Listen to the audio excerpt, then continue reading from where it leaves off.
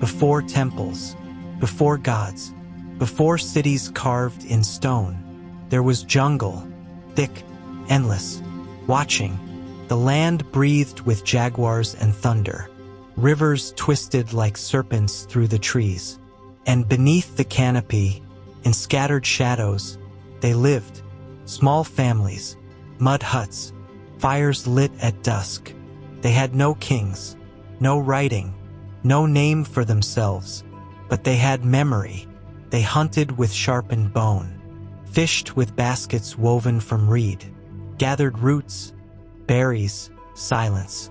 And when the work was done, they circled around the fire, telling stories that came from dreams, of rain gods and snake spirits, of the moon that watched as they slept. Each flame was sacred, each seed a promise. They planted maize with bare hands, buried it like a child, waited through the dry days, and prayed when clouds would not come. Maize, beans, squash, 3 sisters, 3 lifelines. They did not plow, they did not force the earth. They asked, and sometimes the earth answered. Seasons became their calendar, the sun their timekeeper, the jungle their god. And slowly they began to build, not cities, not yet, but lives rooted in rhythm, patterns formed in silence, rituals in the dark. They painted with crushed stone, danced in feathered masks, left handprints on cave walls. Like whispers into the future, they buried their dead beneath the floor, not to forget, but to keep close. Their stories moved not on paper, but on tongues, father to son, mother to daughter, voice to flame. They carved nothing in stone, but they etched everything in memory. And somewhere, in the hush between heartbeats, they began to become something else. They were no longer just people of the forest. They were people of belief, of time, of becoming. Not yet Maya, but close. The jungle knew. It had chosen them, and it remembered, because what they built was not yet an empire, but it was the beginning of one. And every empire, no matter how great, begins with fire. The jungle stirred, not with wind, but with purpose. A new sound echoed between the trees, stones striking stone, voices calling across wooden scaffolds. The forest, once untouched, now listened. They had lived in circles, fires, families, and fields. But now, something shifted. They began to build. At first, simple platforms, raised earth, packed mud, stone placed not by chance, but with intention. They carved plazas from the jungle floor, cut paths through green silence, and in the heart of the trees, they laid the bones of a city, Nakbi, the first breath of a Maya metropolis. Not tall, not wide, but sacred, promise written in limestone. Staircases led nowhere yet, but they pointed upward, toward gods not yet named, toward stars not yet counted. Men passed heavy blocks hand to hand. Women carried baskets of earth. Children watched wide-eyed as villages turned to visions. The jungle didn't resist. It embraced, because these cities weren't built against nature. They were built with it. El Mirador rose next. Larger, louder, grander. Its pyramids touched the mist. Its roads stretched beyond the trees. And still, no wheels, no metal, only sweat, only belief. They were not ruled by kings yet, but by something deeper, a sacred design, one written in shadow and fire. Temples aligned with solstices. Buildings echoed the stars. Each plaza a mirror of the heavens. Each step a ritual. Architecture was worship. Stone became scripture. They carved masks into the walls, faces of gods with open mouths and empty eyes, waiting to be fed, waiting to be feared. And they were fed, with time, with labor, sometimes with blood. Power emerged not as conquest, but as cosmic order. The planners knew this was more than a city. This was a map of the universe. Roads for the dead, altars for the living, silhouettes rising against sunrise, as if the forest itself were dreaming in stone. Trade pulsed through these new veins. Salt, obsidian, jade, cacao. Ideas traveled faster than feet. Symbols appeared, early glyphs scratched into clay. Not yet language, but close. Art blossomed, pottery painted with gods and animals, patterns that told stories without words, colors pulled from soil and skin, and always the pyramid, rising, watching, remembering. They were still not yet the Maya of legend. But now the difference was clear. This was no longer survival. This was civilization. The world had not named them, but they had marked the world. Stone paths where none had walked. Sacred centers where only trees once stood. Cities not meant to conquer, but to endure. And they would. Even when forgotten, even when buried, the jungle would keep their shape, their steps, their silence. 1,000 years later, the vines will return, but the stone will remain, waiting to be found. Time was not a line, not a river, not a story with a beginning or end. For the Maya, time was a circle, endless, sacred, alive, and they became its keepers. The stars moved in silence, but the Maya listened.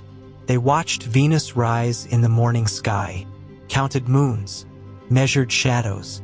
They placed markers on the horizon, built towers that aligned with solstices, temples that echoed the movement of the sun. They did not just watch the heavens. They mapped them, not in ink, but in stone. The jungle was still thick, still untamed, but their minds now stretched beyond the trees. They created numbers to count the days, symbols to record the divine, each glyph a whisper from the gods, each line a tether to eternity. This was not simple memory. It was a calendar of destiny. 1 day became 20. 20 days became a cycle. 18 cycles formed a year. And beyond that, a calendar of the long count, a timeline not of kings, but of worlds. They believed the world had ended before, more than once, and would end again. Their scribes bent over bark and stone, scratched stories into jade and bone, each symbol sacred, each stroke a spell. They wrote not for memory, but for meaning, not to preserve the past, but to prepare the future. History for the Maya was prophecy in reverse. Cities like Izapa and Copan grew in silence, not with conquest, but with counting. Stone monuments stood like guardians of time, each one a date, each one a story. Kings not carved with swords, but with stars at their backs, and everywhere numbers, precise, obsessive, divine. The Maya did not build clocks. They became them. But time to them was not cold. It was alive, a god with rules and breath. Days were born under signs, each one carrying fate, each one sacred. To be born on the wrong day was to carry a curse. To marry on the wrong day was to invite chaos. Every act had its hour. Every death had its number. This was not control. It was surrender to a deeper rhythm, to the great spinning of heaven and earth. They looked at the stars and saw law. They looked at the past and saw pattern. They were not just building temples. They were building time. The world outside remained distant. Other cultures rose and fell. But the Maya moved forward, not with armies, but with calendars. Their calendars could predict eclipses, align the cosmos, mark the days of kings and the days of gods, and all of it counted, watched, recorded. Not yet an empire, but something greater, a civilization that ruled not through power, but through prophecy. In a world of war and wilderness, they ruled the one thing no one else could: time. And in the heart of the jungle, the gods listened, because now the Maya knew the hour, and soon they would decide what came next. The jungle had been watching for centuries, silently, patiently. It had seen the first fires, the planting of maize, the rising of stone. It had heard the prayers, the drums, the stories. It had felt the pulse of time, counted in stars. Now, the time had come to crown it. The Maya would no longer whisper to the gods. They would speak through kings. It began in places the world had never heard of. Tikal, Calakmul, Uxacton, hidden deep in the forest. Cities rising from the green like visions. They were not like cities elsewhere.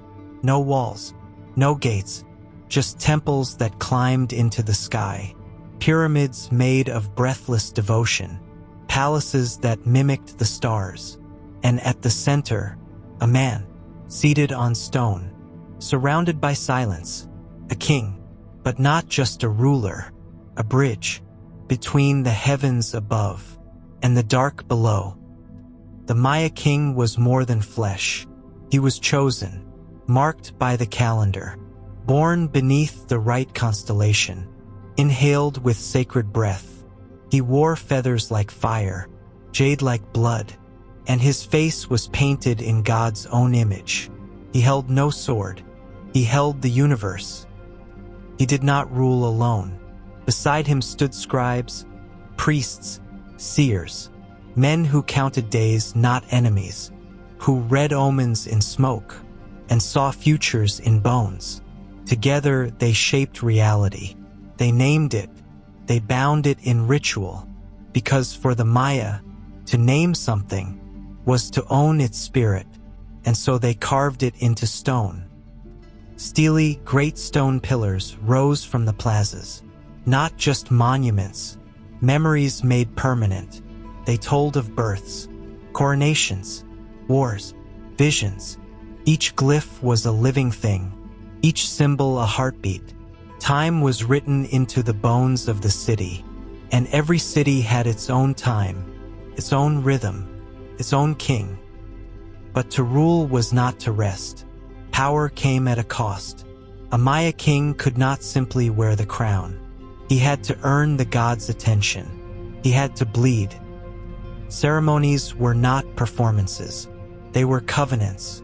The king would stand before his people, clad in feathers, bone, obsidian, and he would offer himself. He pierced his tongue, his ears, sometimes his genitals. Blood fell onto bark paper, soaked through cloth, then burned. Smoke rose toward the heavens, carrying pain as a message, sacrifice as a signature. Only then could the gods hear. Only then could the world stay in balance. They believed in cycles, of time, of land, of power. No king ruled forever. No dynasty lasted untouched. Wars were not for conquest, but for balance. Cities clashed not to destroy, but to realign the cosmos. A victory meant a prisoner, and a prisoner meant a heart.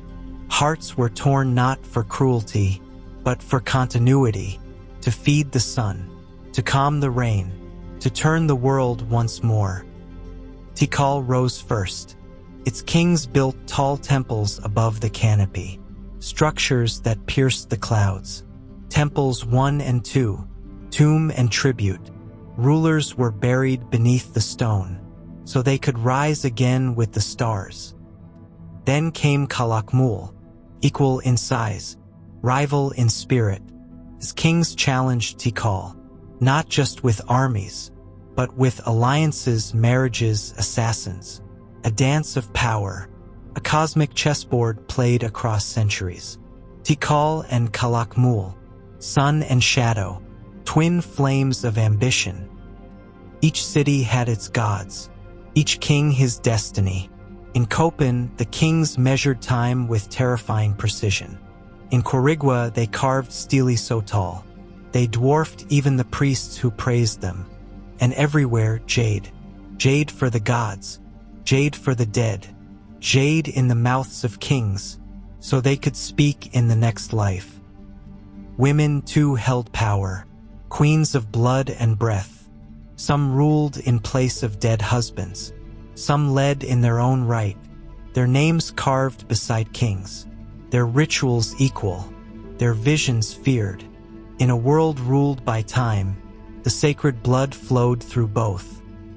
But kings were still men, and men break. There were uprisings, rivalries, cities burned, then rose again.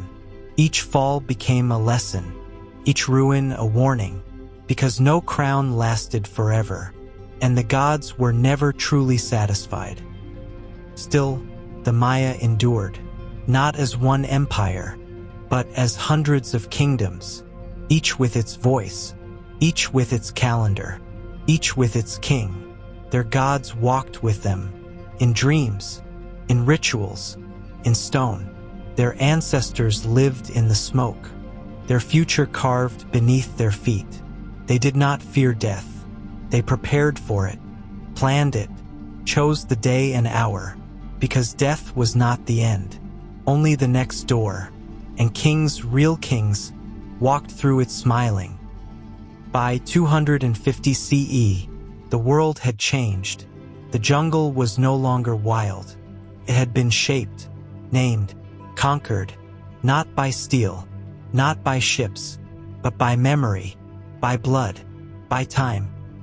The first kings had taken their thrones, not as tyrants, but as calendars made flesh. And in every ritual, every cut of stone, every drop of blood spilled beneath the moon, they told the world one thing: we are Maya, and time was theirs.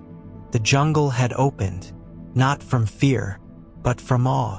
Where once there was only green, now there were towers, massive, silent, stone teeth rising from the forest floor, reaching toward the gods.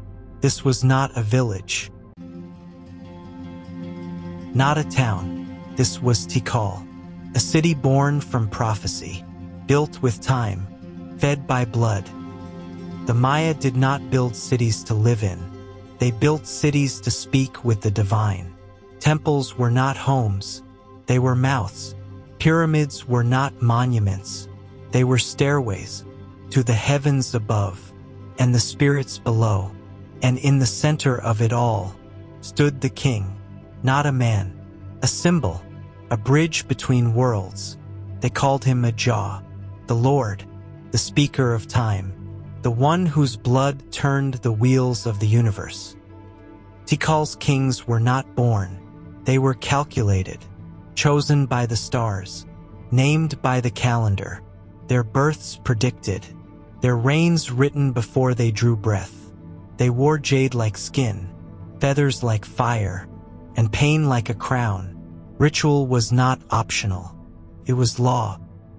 On the highest platforms, beneath burning suns, the king would kneel.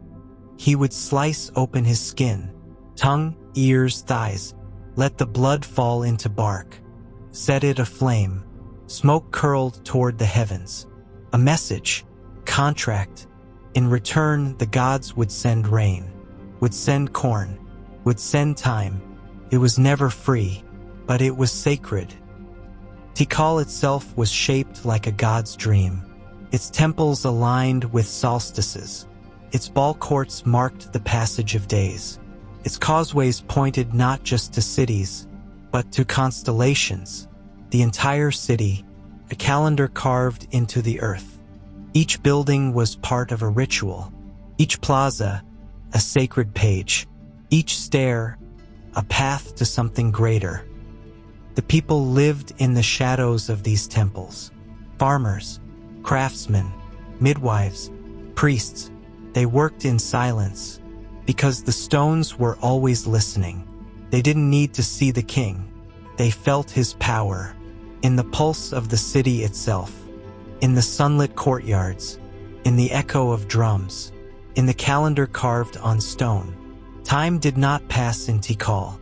It was summoned. The city grew with every reign. Kings built temples to mark their victories, to honor their ancestors, to hold their bones. Tomb below, shrine above, life and death perfectly aligned. Even in death, the king ruled. But Tikal's greatness was never quiet. Its temples stood tall, too tall to go unnoticed. And in the distance, another city watched, Calakmul, the mirror, the rival, the shadow on the horizon. But that is a war for another day. For now, Tikal has risen, and in the green silence of the jungle, a stone throne waits, high above the canopy, where only gods should sit. And yet, a man does. In the deep, breathing dark of the jungle, a second city stirred. It rose not in sunlight, but in shadow, Calakmul. If Tikal was the sun, Calakmul was the moon, opposite, equal, watching, waiting. It had no need to shout. It grew in silence, gathered strength not from glory, but from patience. These were not just cities. They were worlds. Tikal ruled with fire and blood. Calakmul ruled with mirrors and minds. Tikal crowned kings. Calakmul made them. And across the centuries, they would dance, not with grace, but with war. The Maya did not build empires. They wove them, each city a thread, each alliance a knot, each betrayal a tear. Tikal and Calakmul became weavers of power, pulling lesser cities into their orbit. Dos Pilas, Caracol, Naranjo, all drawn into the storm. But power does not stay silent forever. In time, Tikal marched, so Calakmul answered. Their war was not one battle. It was a century of chess.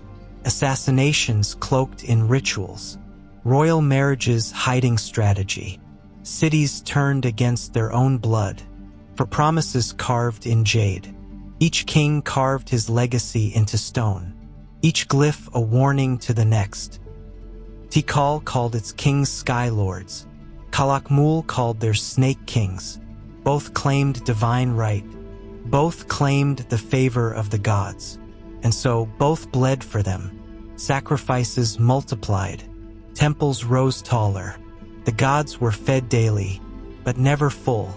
The more power the kings seized, the more the heavens demanded in return. In time, Calakmul struck first. They turned Caracol, once loyal to Tikal, into a dagger pointed at its heart. The alliance shattered. Temples burned. Kings fell. Tikal's monuments went silent. Its stele, once thunderous, now whispered in ruin. For a generation, Calakmul ruled unopposed. The Snake Kingdom had coiled itself around the heart of the Maya world. But Maya war was never just politics. It was cosmic. To defeat a city was to humiliate its gods. To destroy a king was to unmake his time. So every victory needed ritual. Every capture needed blood. Prisoners were paraded, painted, tied. They did not beg. They sang. Because to die in sacrifice was not death, but transformation. Calakmul built its power on these truths. It offered victory to the gods like incense. And the gods, for a time, accepted. But no kingdom lasts forever. No alliance stays whole. And the gods, once pleased, are never satisfied for long. By 500 CE, the rivalry had only grown deeper. More cities were drawn in. More kings fed to the altars. The war between Tikal and Calakmul was no longer about land. It was about memory, about legacy, about who the gods would remember. Only one could sit at the center of the wheel. Only one could call themselves the true lords of time. But the wheel keeps turning, and even in defeat, Tikal had not died, had only waited. The jungle breathed, heavy with heat, heavy with silence. But above the trees, stone towers still pierced the sky, and from those towers, blood still fell, because kings had returned, and with them came the storm. These were not the old kings, not the founders, not the builders. These were warriors, prophets, storm lords, men born under fire, crowned under omens, feared by their enemies, and worshipped by their people. They did not inherit power. They tore it from the earth. Each carried names that echoed like thunder: Sky Rain, Shield Jaguar, Stormy Sky. Their titles were not metaphor. They were command. The rain fell when they bled. The sun rose when they spoke. And when they died, even the gods wept. The city was no longer just Tikal. It was a kingdom. Its kings did not sit in palaces. They danced on blood-slicked altars, chanted in tongues only the gods could hear, spoke through visions pulled from smoke and sacrifice. They fasted for days, pierced their flesh, drew blood until the earth itself answered. And when it did, they rose as avatars, half man, half myth. War was no longer about borders. It was ritual. The kings marched not to conquer, but to offer. To capture prisoners was to collect promises. Each bound warrior became a seed, each sacrifice a prayer made visible. They did not kill for hate. They killed for balance. They were surrounded by scribes, priests, dream seers. Each king's life was recorded in stone. His birth date, his visions, his victories, his bloodletting. Nothing forgotten, nothing forgiven. The past was not behind them. It lived beside them. They saw time not as history, but as prophecy. A storm today was the echo of a storm long past. A king's rise was foretold 1,000 cycles ago. So each war was sacred, each death expected. They did not fight to survive. They fought to fulfill what was already written. Even their architecture changed. Temples no longer just honored ancestors. Now they were designed for spectacle. Tall platforms, echoing courtyards, altars stained with generations of offering. The entire city became a theater of belief, a monument to divine violence.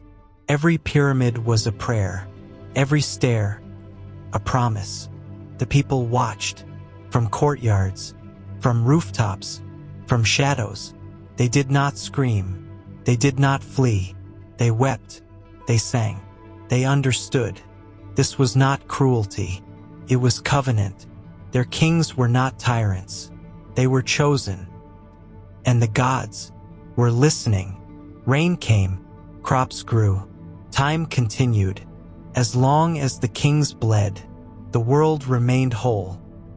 But storms do not last forever. Even the mightiest sky will crack. Even the proudest lord will kneel. And far away, in the deep, dark jungle, Tikal's enemy stirred once more. The snake lords of Calakmul had not forgotten. They too had kings. They too had blood. And soon, they would demand it. It began with silence. Not the peaceful kind. Not the silence of sleep. But the silence after thunder. The silence when something sacred has shattered. Tikal had fallen. The year was 562 CE. The jungle held its breath. The snake kings of Calakmul had struck. Not with fire, not with legions, but with precision. A single blow, a single battle, a single king dead. Wakchan Kawil, skyborn lord, was captured, humiliated, and destroyed. Tikal, the great city of the sky, was brought to its knees. Temples stood unchanged, but the drums had stopped. The blood had dried. The smoke no longer rose. For decades, the stele went silent. No new kings carved their names. No new wars honored the gods. Tikal became a shadow, its pyramids swallowed by vines, its people ruled by memory. The jungle moved back in, slow, patient, as if reclaiming what was always its. And in that silence, Calakmul ruled. The snake kingdom stretched its coils across the land. City after city pledged fealty. Kings bowed. Alliances were forged in fear. They called it the Age of Canul, the Age of the Snake. But all storms pass, and even the quietest ashes can hide a spark. From within Tikal, a line of blood still stirred. The royal bloodline was not broken, only waiting, and one day, a boy was born, beneath a sky choked with silence, into a city without kings. His name was Jasawchan Kawil. He was not raised in glory. He did not inherit a throne. He built one. He watched the ruins of power. He walked through plazas where his ancestors had bled. He studied the stones. He listened to the silence. And when the time came, he answered. In 682 CE, he was crowned, a king not of pride, but of memory, not of arrogance, but of purpose. And with him, Tikal breathed again. He rebuilt the temples, raised stele taller than any before. He carved the names of the forgotten. He honored the kings who had fallen. He lit the fires again. Let the blood flow. Let the smoke rise. And the gods, after years of silence, turned their eyes back to Tikal. In 695 CE, Jasaw struck back. Tikal marched to war once more, but not for glory, for vengeance. At the Battle of Dos Pilas, Calakmul was defeated. The snake banners crushed beneath Tikal's heel. The king of Tikal stood again as the lord of the sky. And for the first time in over a century, the world remembered who ruled the heavens. The city roared back to life. Markets filled. Temples bloomed. The calendar turned once more. Jasawchan Kawil became more than a king. He became a myth, a phoenix carved in stone. His tomb was placed beneath the great temple eye, his life aligned with the stars above, so he could rise again whenever his people needed him. Tikal had fallen, but it did not die, because kingdoms of stone can crumble, but kingdoms of time, they return. The temples still stood, high and holy, bathed in sunlight, bathed in blood. But beneath their shadow, the Maya world had changed. This was no longer the age of one king, or one city. Now it was a world of kings, and every king wanted everything. Tikal had returned. Calakmul still breathed, but neither would fall easily, so they reached outward, grasping at cities like chess pieces, like pawns to be moved and sacrificed. They whispered into the jungles, and cities answered. Dos Pilas, Copan, Yaxcalan, Caracol, Quirigua, each one with a ruler, each one with pride, each one bound by blood, marriage, or war. It was a golden age, yes, but not a peaceful one. Power flowed like water, and blood flowed faster. The kings of this age were not builders. They were blades. They did not dream of temples. They dreamed of taking them. They didn't just carve stele. They carved names into history by erasing others. In Dos Pilas, a child king was sent, royal blood of Tikal, a son of the Sky Lords. But when he grew, he turned against them, aligned with Calakmul, betrayed his own blood, declared war on his birthplace. Dos Pilas became a dagger in the heart of Tikal. In the Maya world, Treason was not betrayal. It was destiny unfolding. In Copen, the rulers built stairways of stone. 63 steps, 2,000 glyphs, telling the stories of their line. But stories don't protect you. They don't bleed for you. And Quirigua, once a vassal, rose in silence. They captured Copen's king and killed him, not in battle, but in ritual. His body laid beneath the sky as a warning to all. No king was safe now, not in his palace, not in his temple, not even in his own myths. Alliances formed like smoke and vanished just as fast. Marriage was a contract, a son-in-law today, an executioner tomorrow. The gods watched, but they no longer protected. They demanded, and the kings obeyed. This was the age of empire. Without empire, a continent ruled by cities, cities ruled by kings, and kings ruled by fear. No central power, just sacred ambition, tangled in jungle vines. Even the calendar itself seemed to speed up. Stele multiplied. Wars escalated. Kings crowned and sacrificed in the same breath. The rhythm of time grew faster, but no one stopped dancing. Because to stop was to fall. There was glory in these years. Art flourished. Temples reached higher. Mathematics sharpened. Astronomy dazzled. But behind every mural, a blade. Behind every ritual, a threat. Behind every gift, a warning. The Maya world had become a mirror hall of kings and cities and power and death.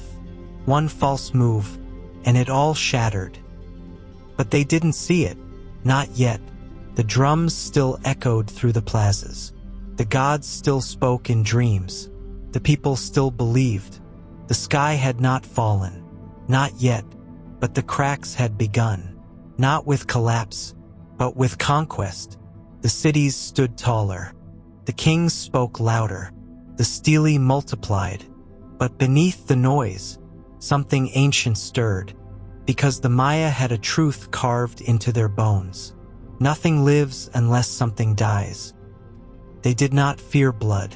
They fed it. They did not kill for cruelty. They killed for balance. Their temples were not fortresses. They were mouths, hungry, open, patient. And the kings, they were the priests, the offerings, the bridges between this world and the next.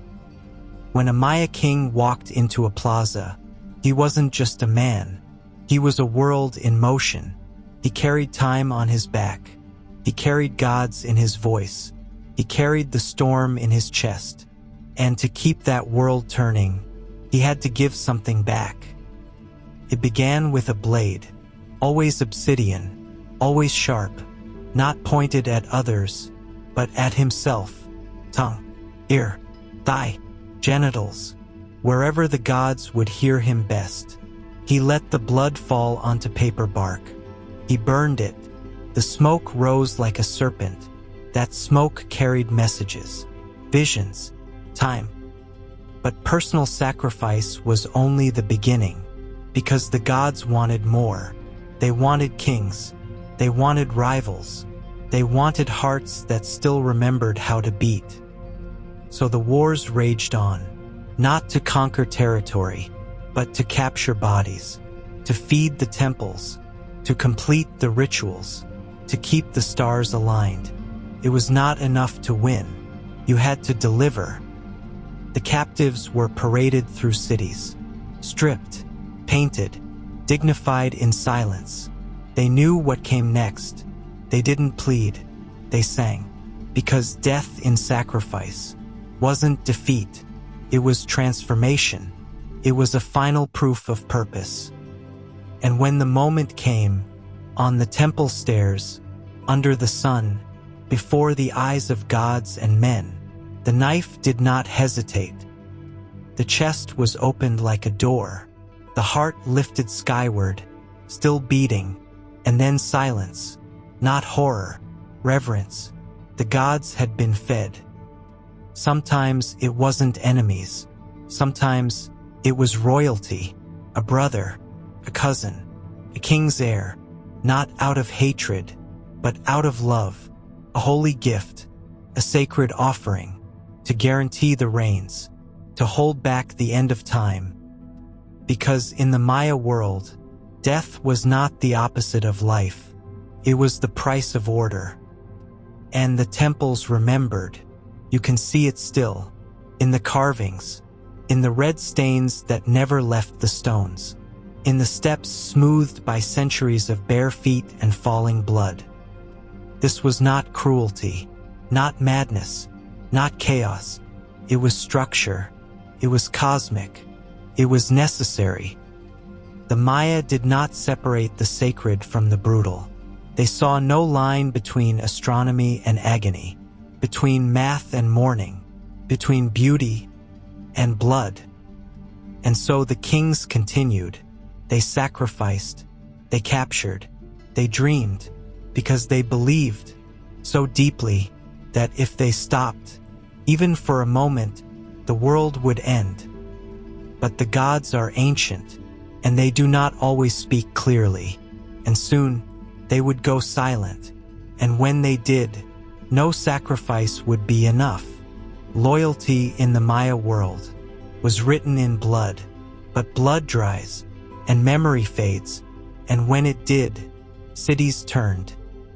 They were born in the shadows of great kings, places like Dos Pilas, Quirigua, Caracol, raised to serve, raised to obey.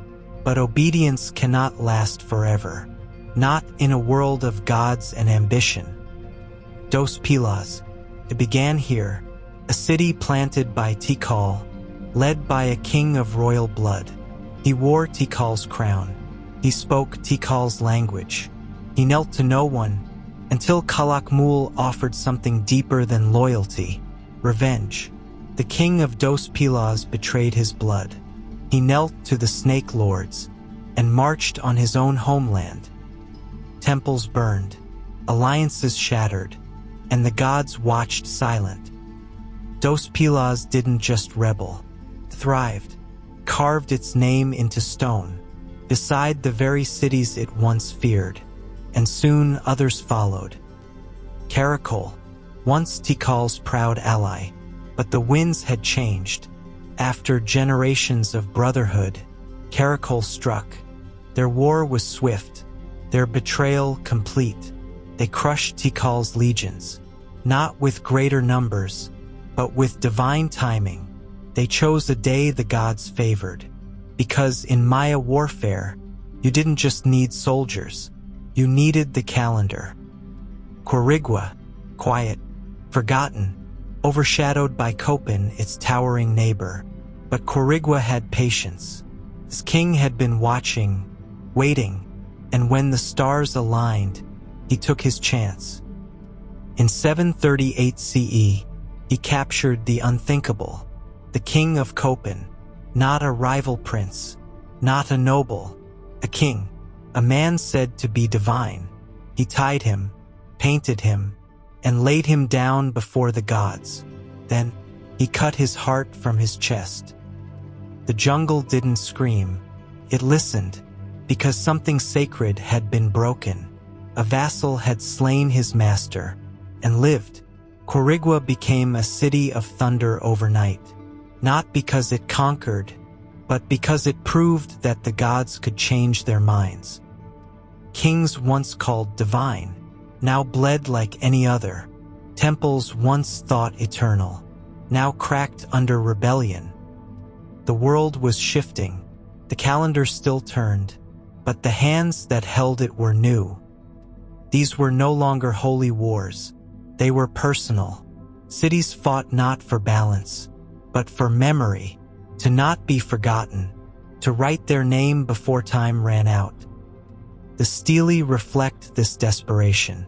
More kings, more victories, more sacrifices, each stone taller, each story louder, as if the cities were screaming into history. We were here. We mattered.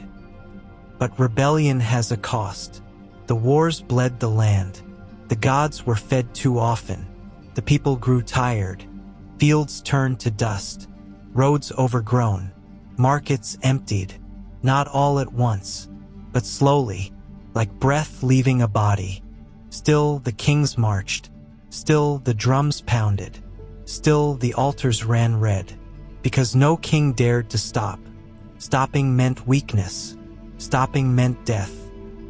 And so they built temples over temples, stairways over ruins, as if they could bury the past by standing taller. But the jungle was watching, quiet, patient, and it had seen this before. The Maya world was rising, but it was also cracking. In the dark, the gods whispered a truth too terrible to speak. Not all cities fall in fire. Some fall in silence. The kings were still rising, but the sky had started to crack. Not with thunder, not with fire, but with exhaustion. Tikal had waited in silence, waited while the world burned around it. But now, his kings were awake again, and they came with vengeance in their veins. Jasawchan Kawil had already struck the first blow, crushed Kalakmul at the Battle of 692 CE, raised new temples, lit old fires. But this wasn't just a return. This was a warning. Tikal was not dead, and the Snake Kingdom was not eternal. The jungle braced itself, because the gods had no more favorites, only survivors. Kalakmul staggered. Its allies broke away. Cities like Dos Pilas collapsed into chaos. Quirigua, once a dagger, became quiet again. The Snake Lords had stretched too far, and now they were bleeding out. But even in its fall, Kalakmul struck back. For every city lost, another was dragged into war. For every defeat, 100 sacrifices followed. They filled their temples with blood, as if drowning would stop the sky from falling. The war was no longer about land, or glory, or even kingship. It was about memory, about who would be the last name carved in stone, before the stele cracked forever. Every calendar round now felt heavier. Every new king crowned knew he might be the last. They kept building. Temples reached higher than ever before. Murals bloomed with impossible color. Glyphs danced across staircases and doorways. But it wasn't celebration. It was desperation. If the world must end, let it remember us as gods. Meanwhile, the people, the farmers, the builders, the scribes, grew thinner. Fields were tired. Rains uncertain. Trade routes decaying. Cities that once shone like stars now competed for breath.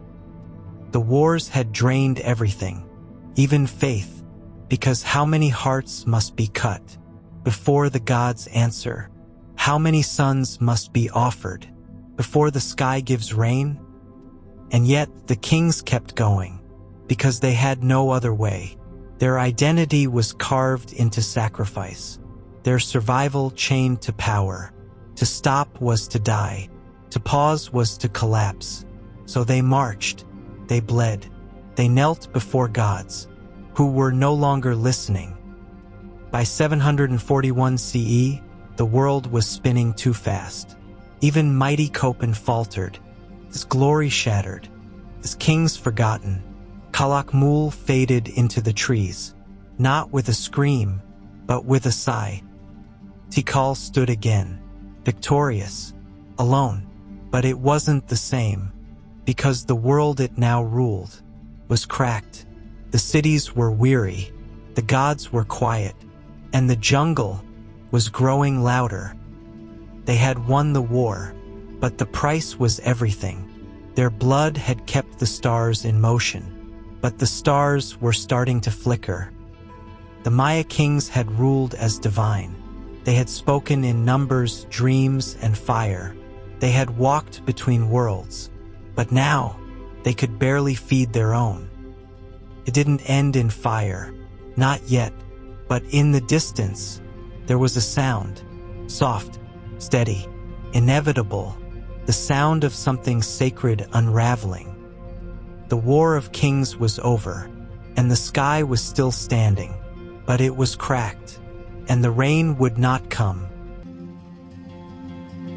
They rose from the jungle like memory itself, pyramids, temples, plazas that sang when the wind passed through them.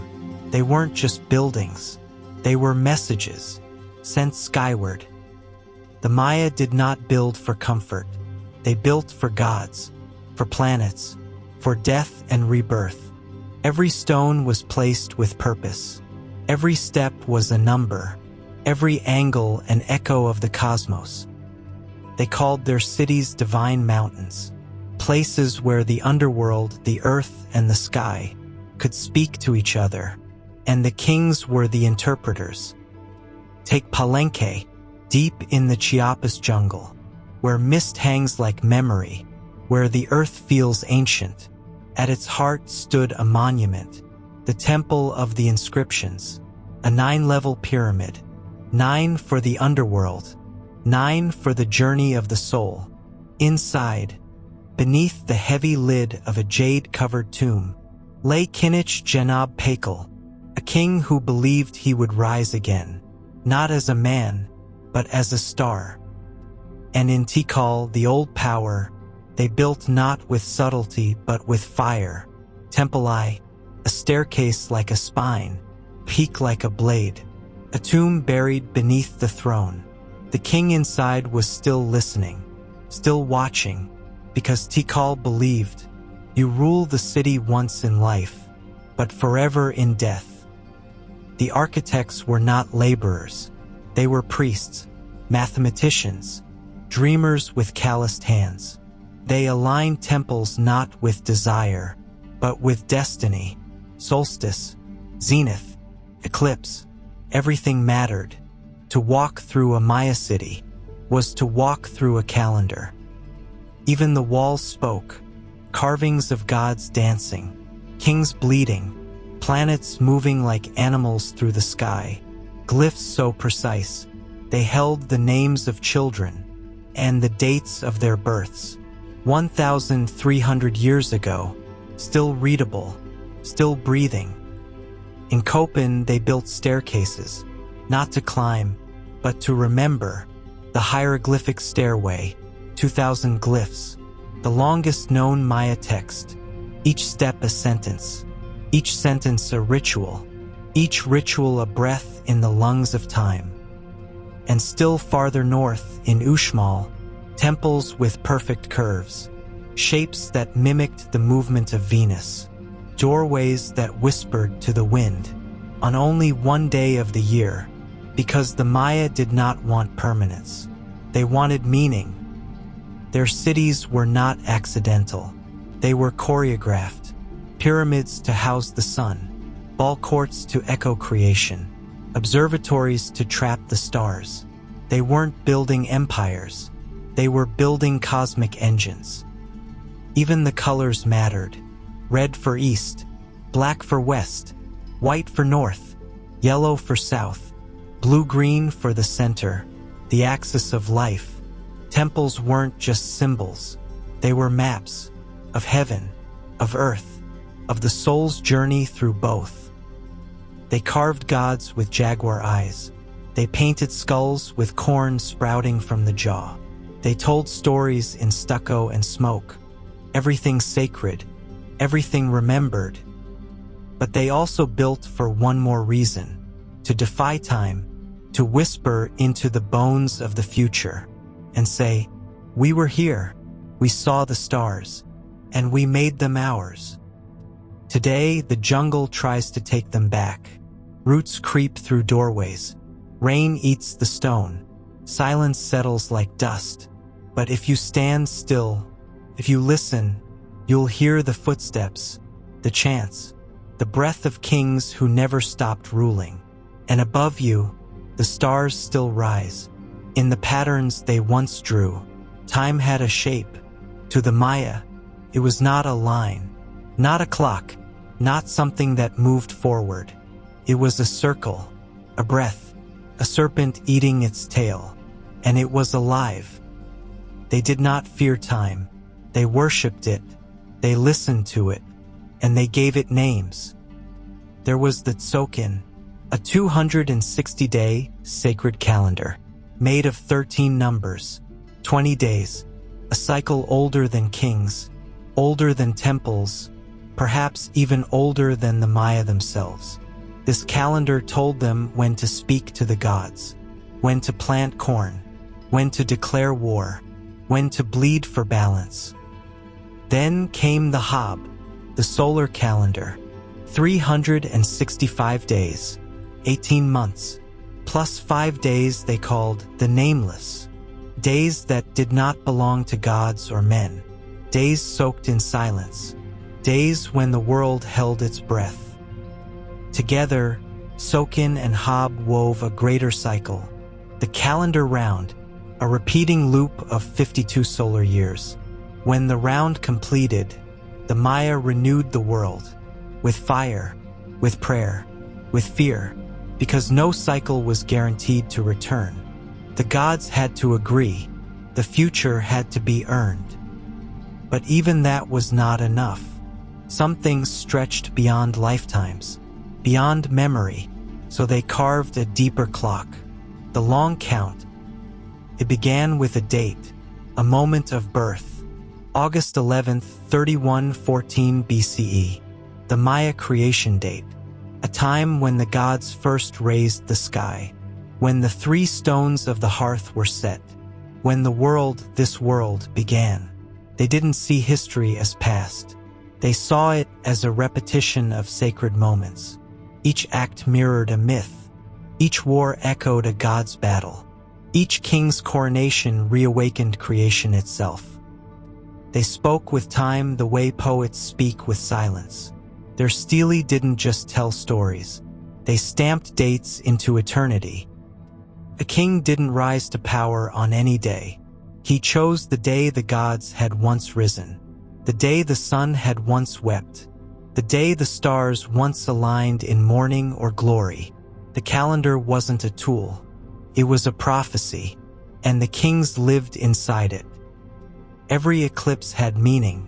Every Venus cycle, danger or triumph. Venus was not a planet to them. It was a warrior, the twin of the sun, rising and disappearing with messages from the underworld. When Venus first appeared on the horizon, some cities declared war, because the sky had spoken. The priests knew when the moon would darken, when the sun would blaze directly overhead, when time would crack, and a new cycle might or might not begin.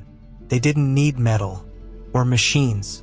They watched, they remembered, and they carved truth into stone. The calendars weren't inventions. They were inherited, passed from stars, to kings, to scribes, to temples, to us. And they weren't just for ruling. They were for surviving, because the Maya didn't ask what day it was. They asked what kind of day it was. Some days gave life. Others demanded blood. Some days were for planting. Others were for burning it all down. Time had moods. Time had gods inside it. Time had power. Even the end of time had a place, a prophecy whispered in glyphs. 13.0.0.0.0.0. The day the current cycle ends. The day the gods return. The day the sky resets. That date? December 21st, 2012. And though the world did not end, something ancient stirred that day, because the Maya didn't believe in endings, only beginnings that echo louder. They gave us more than ruins, more than temples. They gave us a map of meaning, a way to listen to the days, to read the stars not as cold fire, but as memory. Their calendars were not clocks. They were prayers, etched into eternity, long before telescopes, long before satellites, Long before Europe even knew the earth was round, the Maya looked up, and they saw everything. They mapped the stars like cartographers. They listened to the sky like priests. They treated the heavens not as mystery, but as memory. To them, the stars were not distant. They were close, living, watching, speaking. At night, their kings would climb high temple stairs, barefoot and breathless, and kneel beneath the vault of stars, because the sky was the gods' language, and those who ruled the earth had to understand the sky.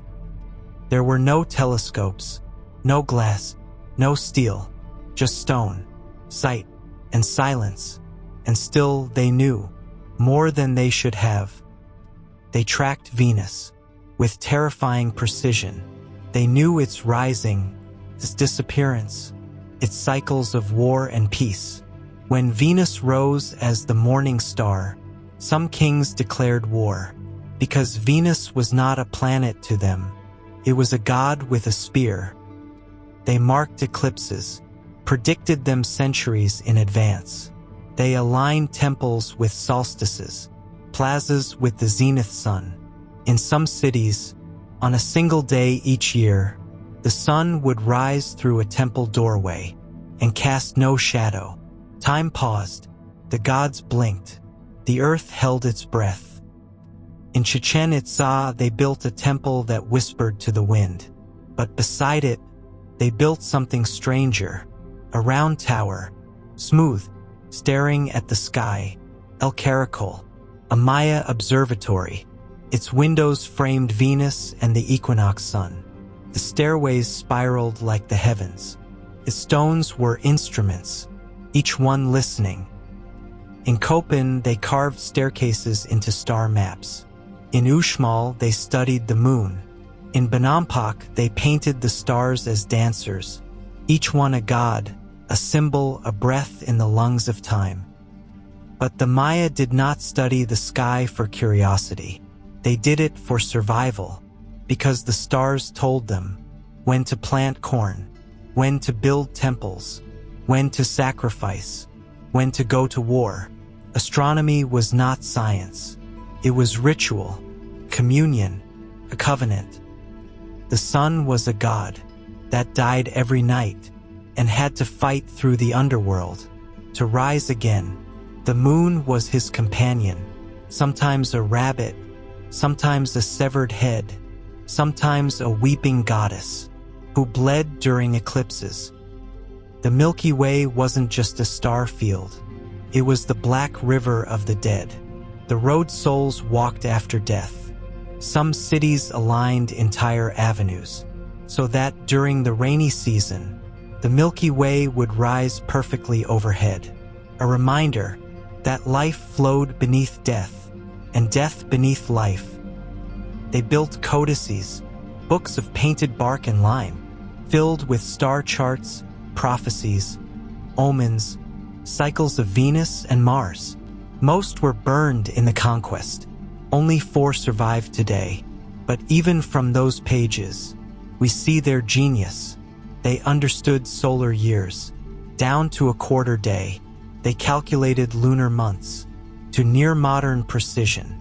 And they did it with no metal tools, no compasses, no wheels, only stone, only patience, only faith.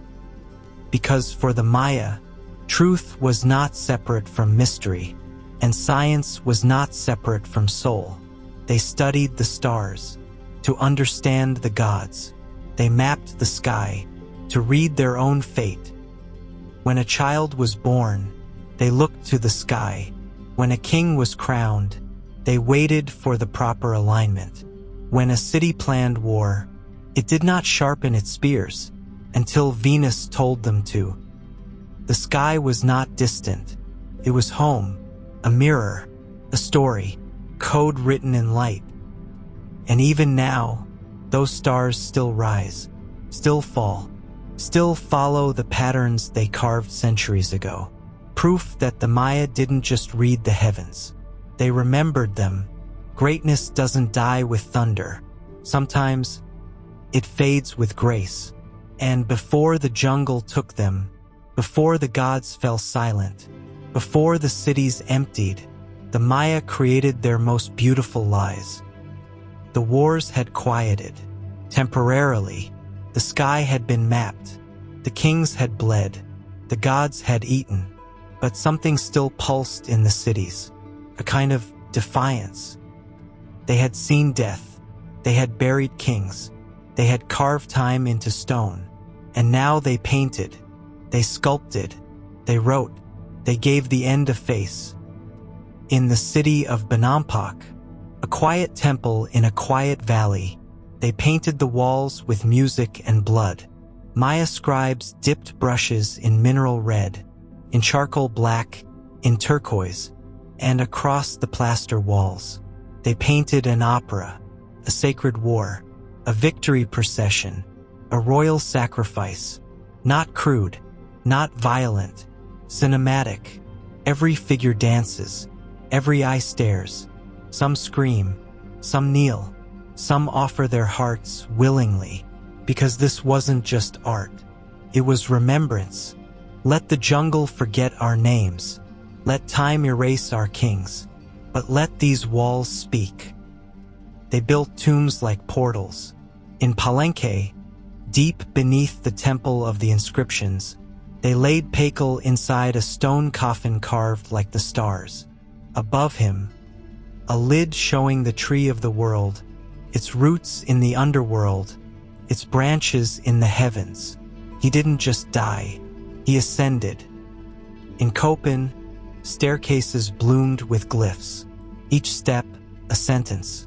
Each sentence, a ritual. They buried lords with jade masks, with obsidian blades, with bones painted red. They built to make their deaths beautiful. Their cities, once tools of war, became temples of memory, even as food ran low, even as the people questioned the sky, even as the kings grew thinner in the face. They still built. And in their silence, they found rhythm. A ceramic pot told a myth. A bone flute sang a prayer. A painted bowl held both corn and the echo of a god. Because beauty was not luxury, it was survival. If they couldn't stop the world from ending, they could at least name it. They could paint it, sing it, bury it in color. In the city of Yaxchilan, on the lintels of temple doors, they carved queens pulling ropes through their tongues. Bloodletting, sacrifice, not in violence, but in honor, to open the portal, to speak to gods, to keep the sky from falling. The Maya weren't giving up. They were giving in to something deeper. They understood that death was part of the cycle, that the end was a kind of offering. So their final art was not desperate. It was deliberate. Their kings stood taller. Their glyphs grew more complex. Their murals more emotional. The calendar still turned. The stars still obeyed. But underneath it all, something was cracking. The harvests were smaller. The rains less certain. The gods less talkative. And still they painted. They built. They remembered. Even if the world ends, we will leave behind a version of ourselves that cannot die. In these last decades of beauty, they reached higher than ever, built wider than ever, spoke louder than ever, as if the louder the legacy, the longer the memory. But the soil had begun to fail, and the people were beginning to whisper, not just about drought or hunger, but about the gods. Were they still there?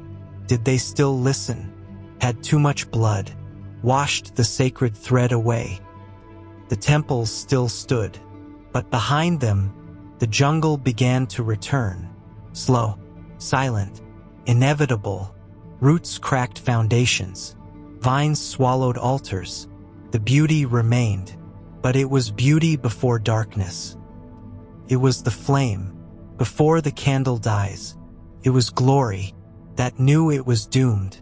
It was a civilization building its own elegy. The temples still stood, stone upon stone, step upon step, a ladder to the gods. But the earth below was dying. The Maya had risen too high, too fast, too far. They had pulled time from the sky, bled for the sun, built kingdoms from jungle and smoke. But now, everything sacred had become fragile.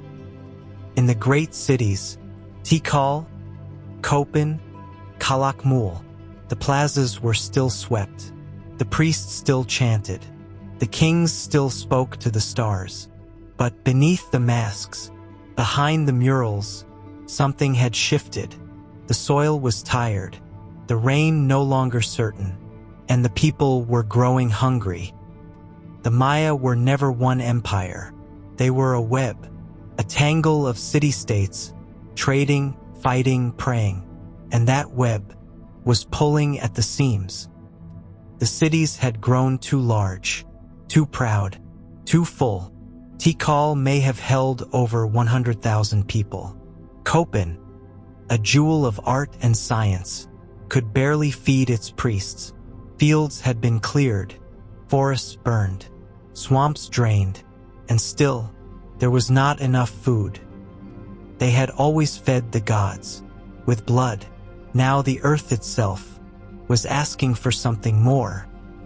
The kings, descendants of gods, could not admit weakness, so they doubled the rituals. They built new temples, bigger, higher, more ornate, as if stone could hold back famine, as if prayers could call the rain. They made more sacrifices, not just nobles, commoners, children, hearts offered to gods, who no longer answered. The calendar turned, the solstice came, but the corn did not, and still, they performed the dances, they burned the incense, they spilled the blood, because what else was there? A Maya king was not just a ruler, he was the spine of the world, the axis, the bridge between human and divine. If he faltered, so did time itself. But in the villages outside the sacred cities, the farmers began to murmur, "Why give the last of your maize to a temple that gave nothing back? Why bleed for gods who had turned their faces away?" The kings kept building, but the people were beginning to walk away. This was not rebellion, not yet. This was doubt, and doubt in the Maya world was the first crack in creation. The jungle, once tamed, began to grow wild again. Roads overgrown, canals dry, altars cracked, and behind the grand facades, in the chambers of jade and fire, priests whispered to each other, "The gods are watching less, and listening, not at all." Even the stars seemed different. Venus rose late, eclipses came early. The sacred sky, once a clock, now a puzzle. In Copan, the kings still carved their names, still built their tombs, still fed the ancestors. But behind the temple walls, the cornfields had turned to dust. And what is power if your people have nothing left to eat? The balance had held for centuries, blood and stone, sky and root. But now the balance was slipping, and no one knew how to stop it. Not the kings, not the scribes, not the gods. It wasn't a collapse, not yet, but it was a question, terrible, growing question. What if the center cannot hold? And the only answer the kings could give was more stone, more smoke, more blood. They were not tyrants. They were desperate, rulers of a world, stretching itself beyond the sacred line. The temples still stood, the murals still burned with color, the glyphs still told the stories of greatness. But beneath it all, the roots were dry, the rain had stopped, and the gods had grown silent. The gods were quiet, but the kings still listened, still chanted, still bled, because silence was not absence. Silence was judgment, and judgment required sacrifice. So they gave more fire, more prayer, more bodies laid on stone. In the temples of Dos Pilas, where jungle vines clawed at fading murals, priests lit torches and stepped into the dark. They burned copal until the smoke blurred time. They whispered the names of ancestors. They opened chests with obsidian knives. Feed the gods. Fix the sky. Even as fields dried, even as corn withered, even as people began to vanish into the trees, the kings gave more, because the Maya did not surrender. They offered. New altars were raised, larger than the last. Steps stained darker, plazas soaked longer. The chants grew louder, to cover the silence. In Naranjo, a queen named Lady Six Sky ordered a wall of victory glyphs, glorious wars won, while her people quietly starved. She did not see decline. She saw destiny, and destiny needed proof. More monuments, more bloodletting, more carved names of kings, etched into dying stone. Even children were offered. In Yaxcalan they painted it, small hands, bound feet, wide eyes staring up at gods, who no longer answered.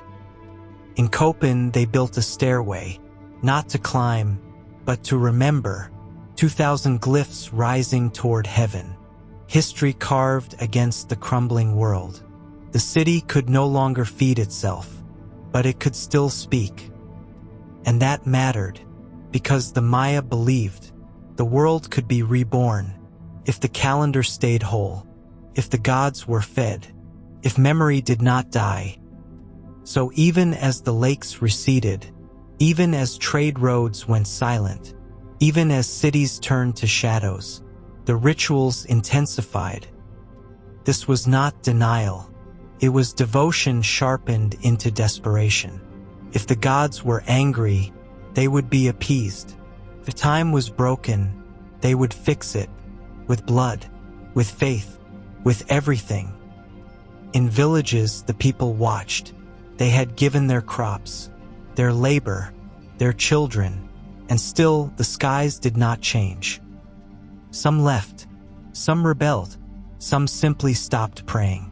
But the kings, they could not stop, because if the gods no longer watched, who were they?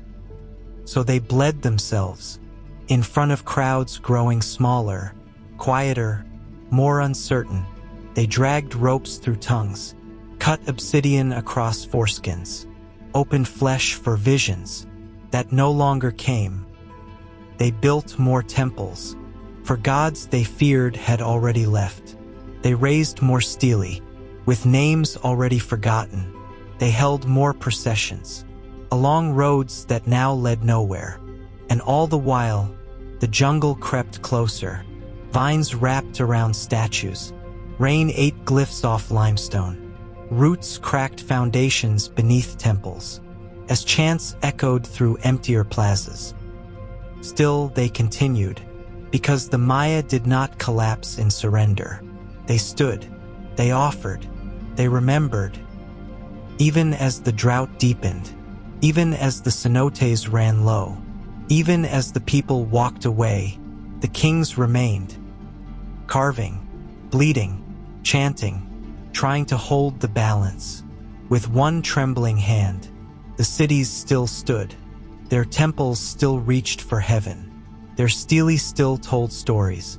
Their kings still bled for balance. But underneath it all, the world was slipping. The collapse didn't begin with war, or fire, or foreign swords. It began with emptiness. Empty fields, empty canals, empty shrines, empty eyes. In Copan, a king rose to the throne, young, proud, desperate. Yukit Tuk, the last great ruler of a dying dynasty. He spoke in glyphs. He prayed through ritual. He believed he could still fix the world. So he built a final temple, a last offering, a monument to memory, carved while his people disappeared. In the cities, the great plazas echoed, not with chants, but with silence. People left, quietly. By night, they slipped into the jungle, away from kings who demanded corn, when they had none, away from gods, who drank blood, but gave no rain. Some took their children, some took nothing, because staying meant starving beneath sacred roofs. The priests noticed, the nobles watched, but the kings kept building. They believed that if they just gave enough, the gods would return, the rain would fall, the balance would restore. So they built tombs for kings not yet dead. In Tikal, carved altars told of victories. No one celebrated. In Dos Pilas, the last glyphs fade mid-sentence, as if the scribes themselves had laid down the chisel and walked away. Even the calendar grew quiet, dates no longer recorded, prophecies left unfinished, time unstopped but unspoken. And still, they offered. The bones of sacrifice piled higher, jade grew rarer, obsidian dulled. Temples once crowded with priests, now held only echoes. The balance, the sacred balance, was gone, but they didn't know it yet. To the kings, this was only a cycle, testing. Like all those before, they had stories of floods, of fire, of the world being born again. They believed this was just another trial, one more night, before the next dawn. But the night kept stretching, the sun kept hiding, the gods remained silent. The jungle reclaimed the roads, roots curled through doorways, ceilings fell in sacred chambers, where incense no longer burned. In the outer villages, people began to worship in new ways, smaller gods, local spirits, not the great ones, not the sky lords, because the sky had stopped speaking. A quiet rebellion, not in blood, but in belief. The Maya world was unraveling, thread by sacred thread, and no one could stop it. Even in Palenque, where once kings ascended through cosmic trees, the tombs now lay undisturbed, not in honor, but in neglect. The people who once cared for the dead were gone. So the kings prayed harder, bled deeper, built higher, and the people kept leaving. By the year 800, the southern cities, Tikal, Copan, Calakmul, still looked alive. Stone didn't rot, temples didn't crumble overnight. But the truth was in the silence, in the weeds growing through ball courts, in the cracked obsidian tools left behind, in the last unfinished murals, half-painted gods frozen mid-rise. It wasn't a collapse, not like a fall. It was a slow forgetting, one breath at a time, one sacrifice too late, one prayer too far from the rain. The balance the Maya had held, for centuries, between sky and soil, God and man, order and chaos, was gone, and in its place, only the whisper of roots, through broken stone. The sky had always answered, when the priests bled, when the kings danced, when the stars turned, the heavens always replied. Not anymore. The last steely rose in cities now hollow, carved by hands that knew. They were writing for no one, a name, a date, a prayer etched into stone, like a whisper into wind. In the city of Copan, a final monument was raised. A king's name, sharp, defiant, desperate. The glyphs ran along the base, telling stories of gods and glory. But above them, the stones had begun to crack. No one came to watch the dedication, no procession, no incense, just silence and birdsong. That day, the priests looked to the sky and waited. They waited for the breeze, for the clouds to change, for a sign. anything. But the sky was quiet. No eclipse, no starfall, no thunder, just blue and endless and still. And in that stillness, something broke, not loudly, not suddenly, but like a string pulled too tight, for too long. Some say the king wept. Others say he carved his own name twice, hoping repetition could summon meaning. But the sky gave nothing back. The cenotes, once sacred, now lay dry. The temples, once alive with voices, echoed only footsteps. The offerings continued, out of habit, out of fear, out of hope that the gods were only sleeping. But the gods had become ghosts. In Tikal, murals remained unfinished. In Calakmul, jade masks were buried with no ceremony.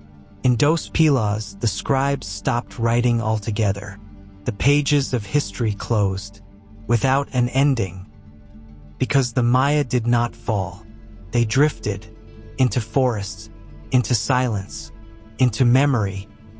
Their kings still believed the world could be balanced, that if they just offered more, if they just waited longer, the gods would answer. But that day, the sky didn't speak. It watched, it waited, it stayed silent, and that silence was louder than war, because the Maya world had been built on conversation with the divine. The rituals were not decoration. They were dialogue. The calendars, the blood, the glyphs, the music, all of it was a way to keep the sky talking. But now, the sky had turned its face. And when the gods go silent, what is a king? What is a temple? What is time? The balance had not been broken in fire. It had been worn down, prayer by prayer, stone by stone. And so they stopped carving, stopped chanting, stopped asking, because a God who does not speak cannot be begged. In the outer jungles, new settlements rose, small, uncarved, unblessed. People still lived, still planted, still remembered pieces of the old songs. But the cities, the sacred hearts of the Maya world, had gone quiet. And as roots split altars, and vines claimed staircases, a final truth settled into the stone. The gods are gone, or worse, we are forgotten. The Maya did not collapse in fire. They dissolved in silence. And the temples still stand, even now, but they are no longer stairways to the sky. They are tombs of a conversation that once shaped the cosmos, and then stopped. The crown still glowed in the sun. The throne still stood in the plaza. The king still bled, still prayed, still ruled. But no one came to watch. In Tikal, the sacred city of sky and stone, the final ruler carved his name on a monument. No one would finish. His title was long, his glyphs beautifully etched, his gaze eternal. But the plaza below him was silent. There had been festivals here, war dances, drums that echoed through mountains, markets teeming with color, language, incense. Now wind moved through the temples, like a voice mourning its own echo. He ruled, yes, but over ghosts. In Copen, the great stairway still stood, 2,000 glyphs marching to heaven, a monument to memory, to lineage, to eternity. But time had grown tired. The king, Ukit took, walked the halls of his palace, like a priest inside a tomb. He ordered stele raised, but the stonecutters had left. He called for scribes, but the scribes were starving. He offered his own blood, but the gods were gone. He built one final altar, alone, for a city that no longer needed a king. The Maya believed that kings were bridges to the gods. If the bridge crumbled, so did the world. So the kings didn't step down. They stood taller, spoke louder, tried to hold the sky in place, with bare hands. In Calakmul, the dynasty vanished, not with war, but with silence. The last ruler's name is barely remembered. A handful of glyphs, unfinished and uncertain. He ruled over a city, already eaten by green. The thrones remained, but they were no longer seats of power. They were relics, cold, empty, carved from stone that outlived its purpose. The kings still wore jaguar cloaks, still performed rituals, still offered sacrifices, but the plazas were not filled. Only wind watched now, only time remembered. And the priests, those sacred keepers of calendar and cosmos, began to lose their rhythm. Dates were still tracked, but festivals passed without song. Sacred games were scheduled, but the ball courts were silent. In smaller cities, Quirigua, Dos Pilas, Yaxchilan, the rulers tried to copy the old ways.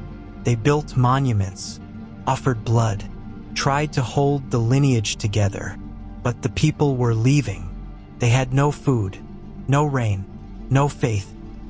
And so the cities emptied, even as the kings remained. They ruled over temples, with grass growing between the cracks.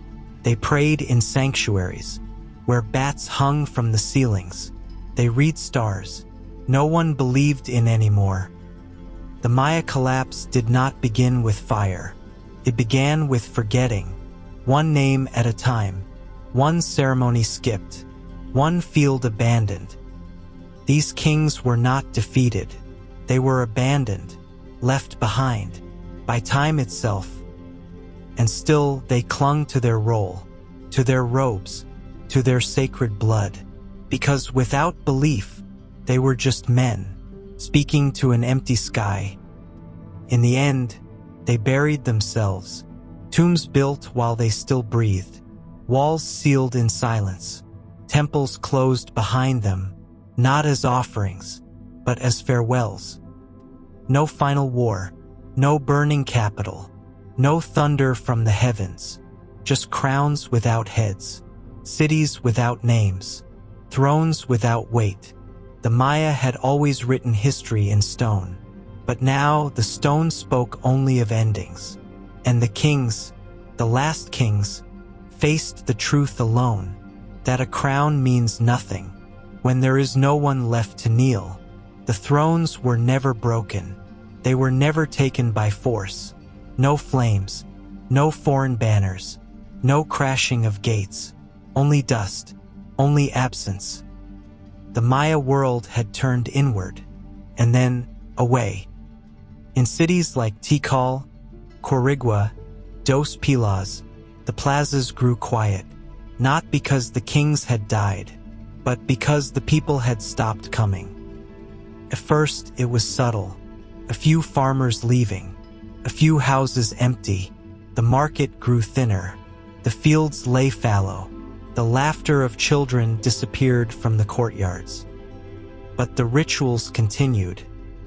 The kings stood in the sacred squares, feathers high, obsidian sharp, blood trailing from their fingers.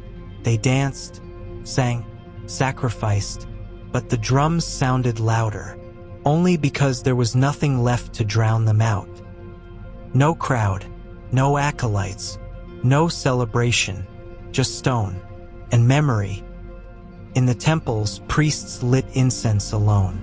They whispered prayers to forgotten gods. They traced calendar dates. No one recorded. Their voices cracked against stone walls that no longer echoed. It was not just famine, or drought, or war. It was something deeper, exhaustion, of belief, of kingship, of the sacred contract between people and gods. The Maya world had always been a conversation, a constant exchange between humans and heavens, between offerings and rain, between blood and order.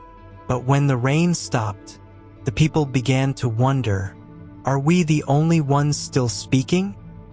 Some fled to the countryside.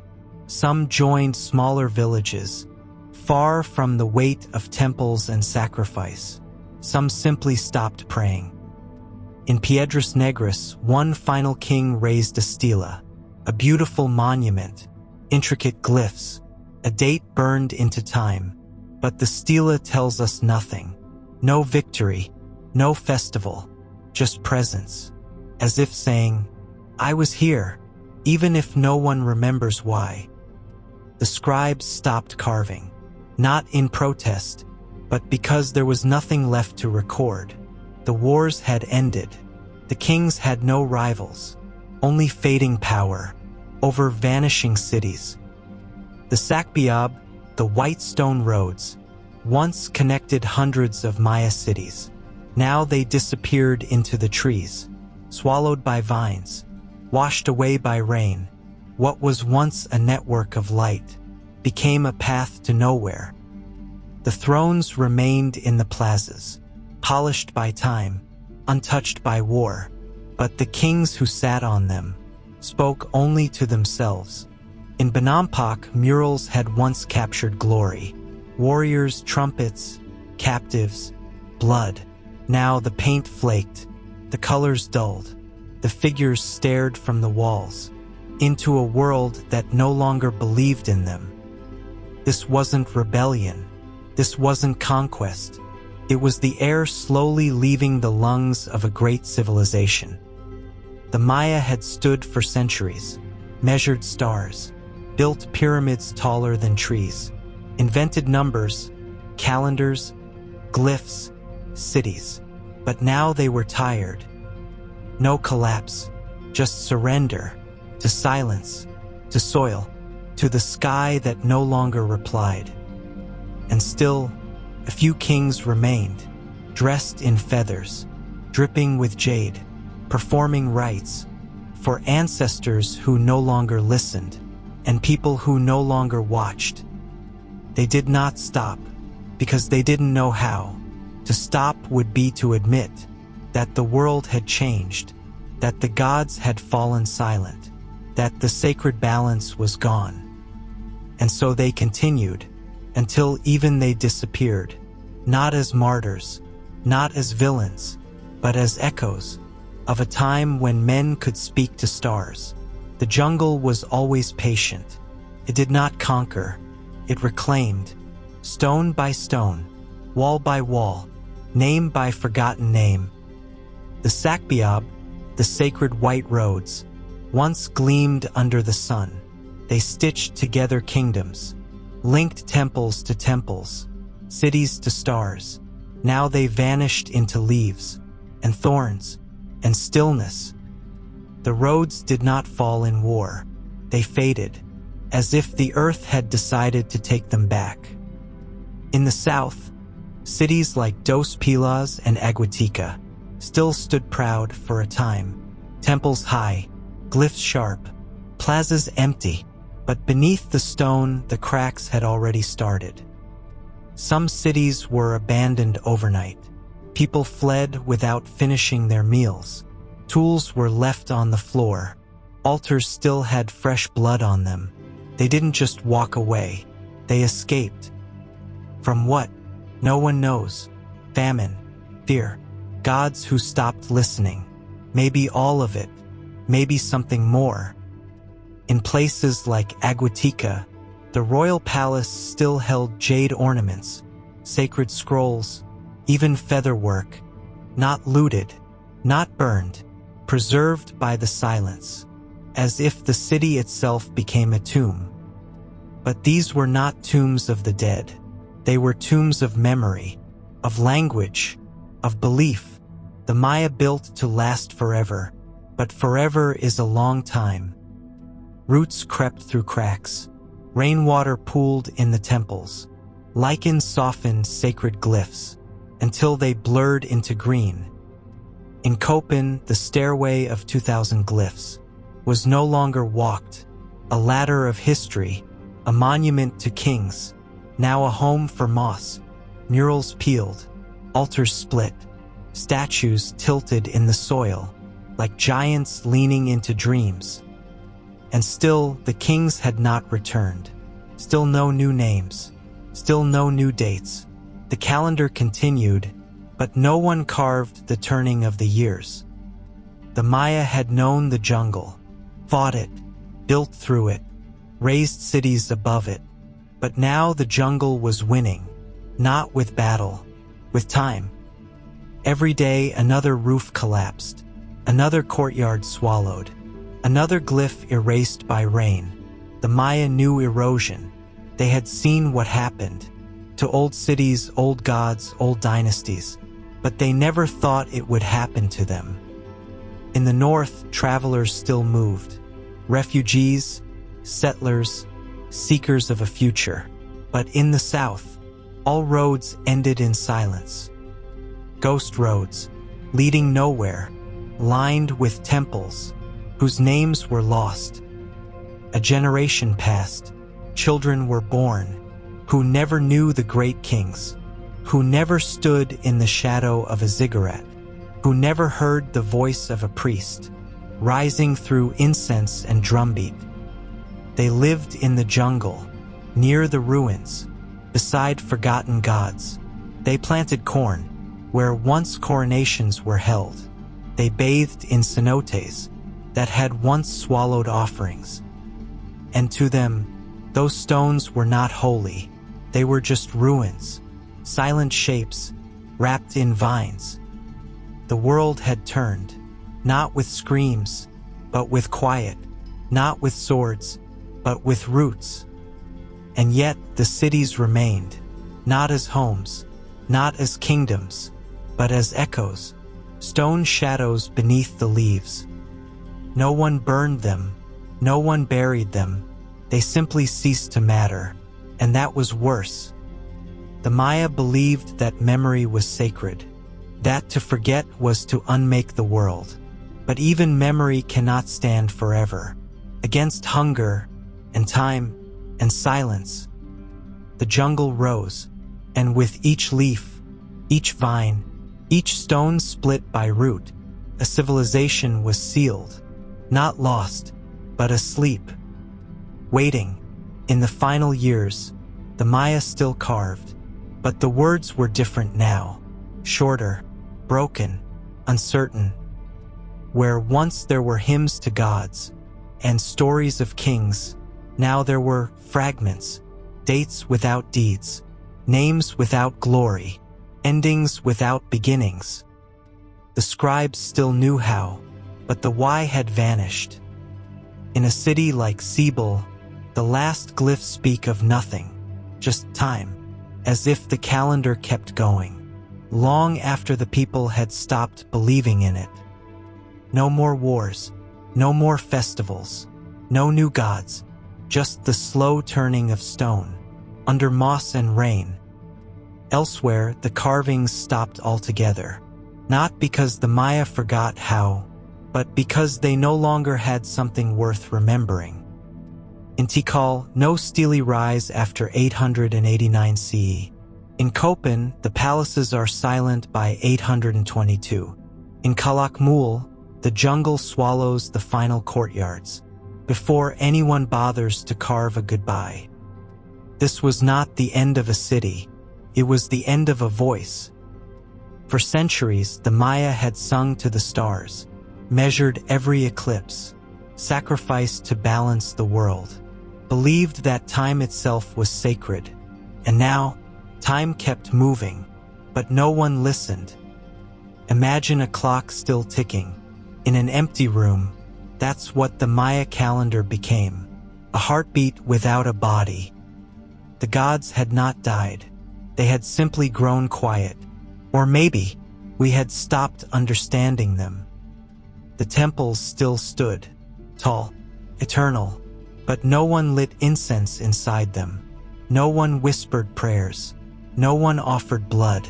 The world they were built to speak to was already gone. Some cities didn't collapse.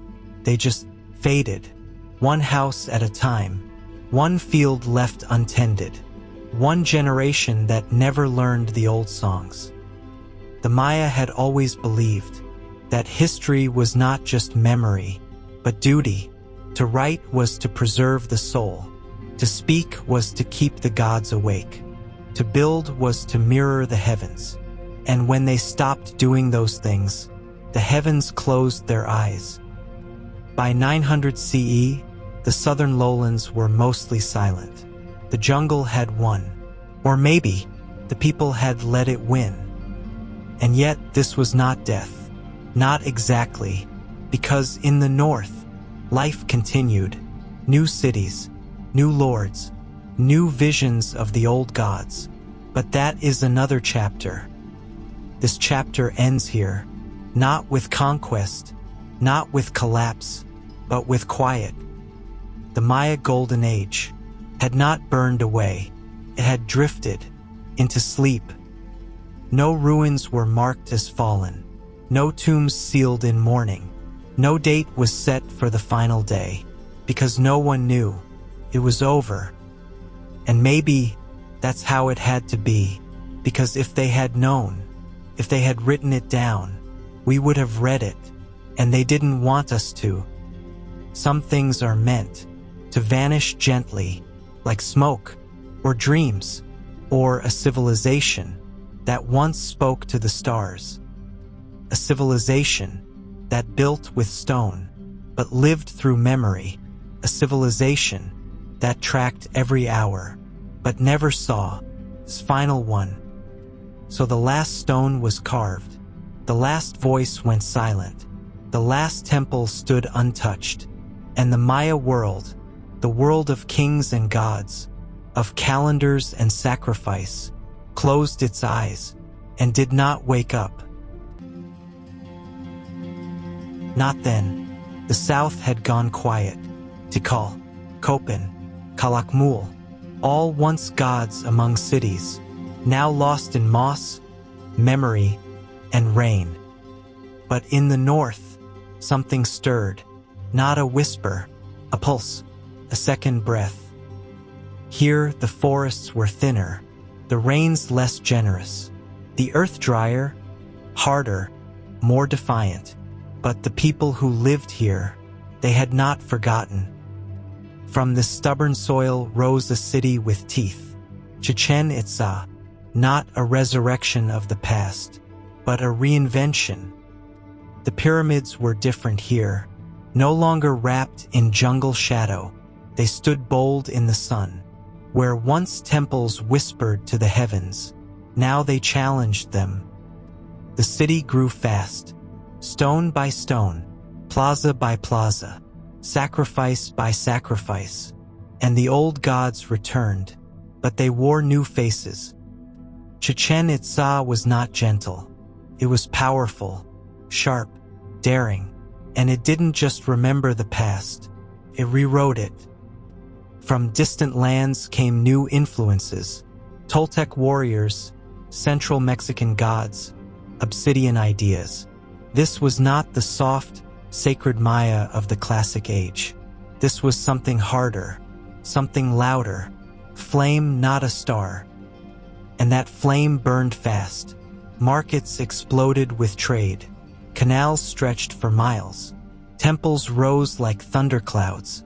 At its heart stood El Castillo, the temple of Kukulkan. For stairways, 365 steps, a serpent's shadow slithering down its side on the equinox. Not just architecture, cosmic performance. The people believed again, not in the way their ancestors had, but with urgency. They bled not only for balance, but for power. They built not only for beauty, but for dominance. And beneath it all, the gods watched, changed, hungrier. The jungle remembered the old cities, but the north had other plans. The Maya flame had not gone out. It had simply moved, and now it rose again, sharpened, glowing, ready to burn. The gods had returned, but they no longer whispered, they roared.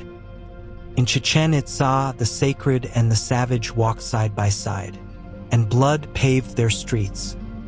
The old gods wore new masks now: jaguar, death, war. But the most feared among them was a serpent made of wind, wisdom, and fire, Kukulkan, feathered, vast, endless, a god that flew between worlds and demanded offerings from both. His temple, El Castillo, was more than stone. It was time itself, for stairways for the seasons, 365 steps for the days, a shadow serpent that slithered down its side, only twice a year, spring, fall, a divine arrival carved into sunlight. And below it, the blood ran. Chichen Itza was no longer just a city. It was a theater of sacrifice, of empire, of control. The ball courts grew wider, taller, deadlier. Here the game was sacred, and the stakes were mortal. Winners offered themselves to the gods. Heads rolled, hearts burned, crowds cheered. At the Tzimpantli, the skull rack, hundreds of skulls lined the stone, proof of loyalty, proof of fear. The rulers were no longer just priests or kings. They were warriors, draped in obsidian, scarred with ritual, guided by conquest. They spoke to Kukulkan, with fire in their voices and knives in their hands. Trade flourished, markets boomed, gold, cacao, jade all flowed through Chichen. But behind the wealth was a heartbeat made of drums, and a city built on sacrifice. The old Maya prayed for rain. The new Maya offered blood, to hold the sun in the sky, to keep the stars in place, to remind the gods that they had not been forgotten. And when the sun hit the serpent's temple, and the shadow slid down the stairs, the people fell silent, because Kukulkan had returned, and his hunger was eternal. Chichen Itza had become the flame of the north, bright, terrifying, beautiful, but even flames burn what they touch. By the end of the 10th century, Chichen Itza ruled like a god, not just a city, but a legend, a place where kings walked in gold, where obsidian knives never dulled, where the gods answered or were forced to. Its markets reached from sea to sea. Its merchants sailed canoes across the Caribbean. Salt, feathers, jade, cacao, all roads led to the Serpent City. The flame burned bright. Temples towered above the trees. Priests walked in shadowed corridors of stone. Scribes etched victories into walls. Before the battles were even finished, the Maya here were not just surviving, they were commanding. And yet, something cracked beneath the surface. The rituals grew heavier, the blood more frequent, the silence after sacrifice lasted longer than it used to. The city kept building, but not always finishing. Palaces left half complete, stairways without shrines, walls standing without purpose. The gods still came, but their answers felt different, more distant, more hollow. The people obeyed, but no longer believed. Some say the elite had grown too fat, too far from the dirt, too close to the heavens. Some say the droughts returned, or the trade routes shifted, or the old spirits of the South had followed the people here, still angry. Whatever it was, the flame flickered. Cities nearby began to pull away. Alliances thinned. Rivalries whispered behind stone doors. The great unity of the North began to fray. And in the streets of Chichen Itza, people still danced, still traded, still bled for the serpent god, but the eyes were different, watching, waiting. They had built a city as a weapon, prayer, a warning, but even the strongest walls can't hold back a rising storm. And in the shadows of El Castillo, In the spaces between the drums, beneath the serpent's descending shadow, the future waited, sharpening its teeth. The cities had grown weary of war, of blood, of gods who asked for more and returned less. In the wake of Chichen Itza's fading light, the Maya North stood at a crossroad. One side led back into the jungle, the other toward something untried, unity. It began not with a sword, but with a whisper between cities once soaked in rivalry, between Uxmal, proud and silent, Mayapán, young and ambitious, and Chichen Itza, scarred but still strong. They had fought one another for generations, over gods, over land, over rain. But now they spoke of peace, not out of virtue, but exhaustion and survival. Thus, the League of Mayapán was born, not in a coronation, but in shadow, in agreements signed by silence, in rituals older than kings. 3 cities, 3 powers, one fragile flame. They promised shared rule, shared faith, shared blood if needed. But beneath every promise lay the truth they would not name. They did not trust each other. Mayapán became the symbolic heart, a city neither old nor new, built with ambition and ash. Its founders were descendants of survivors, from the south, from the broken dynasties, from cities the jungle now kept. Here they dreamed of control without conquest, stability through ritual. They built walls, not to keep enemies out, but to keep power in. At first, the League worked, trade flowed, rituals aligned, calendars matched like heartbeat and breath. Temples honored the same gods, in different tongues. Each city sent priests, each sent warriors, each sent masks. But the masks began to harden. Mayapán grew hungry, not for land, but for obedience. It watched the others, with patient eyes, built alliances beneath alliances. Their rulers took on a new name, Kakam, a dynasty not of birthright, but of strategy. The Kakams were not gods. They were chess players, on a board carved in limestone. They invited knowledge, welcomed foreign thought, even reached toward the memory of the Toltecs. Mayapán became a city of stone and secrecy, its plazas wide, its temples geometric, its power invisible. Chichen Itza watched from a distance, proud, fading. Uxmal waited, like an old priest watching new flames flicker. But time is the cruelest god, and unity never lasts. By the late 1100s, cracks showed in the League's facade. Trade faltered, famine whispered through the villages, and so the cities turned inward again. Old feuds found new reasons. Blame replaced diplomacy. In Mayapán, the Kakams tightened their grip. They placed spies in temples. Sacrifices became more frequent, and blood once again ran in the plazas.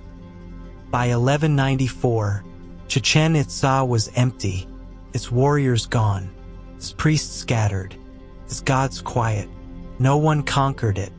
It simply surrendered to the weight of time and betrayal. Uxmal withdrew soon after, leaving Mayapán alone, a king without rivals. But peace ruled nothing. Only silence did. The League had ended, not with fire, but with forgetting. Mayapán stood for a while longer, its walls high, its priests devoted, its dynasty strong, but the roots had already turned. And in the darkness beneath its stones, the next collapse was already blooming. The Maya world had tried to unify, tried to tame chaos, tried to hold the sun in their hands, just a little longer, but no flame lives forever, especially one born from shadows.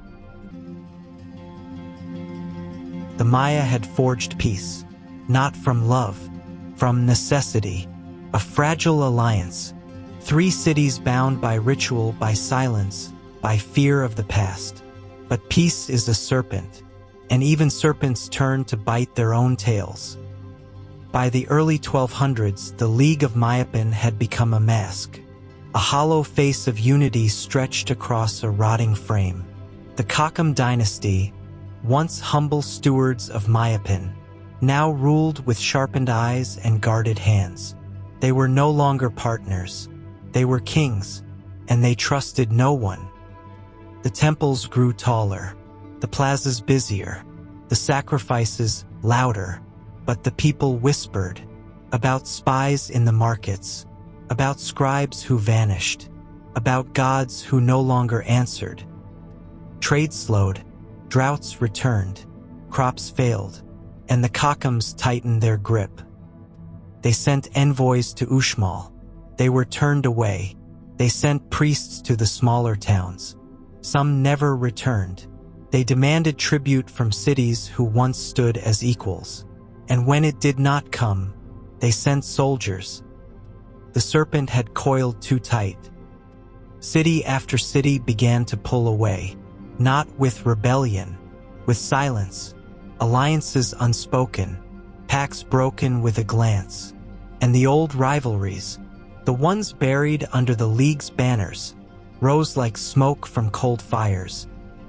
Mayapán, the city of order, now burned with distrust. The markets overflowed with fear. The temples echoed with false prayers. The sacred calendar continued, but no one celebrated the days.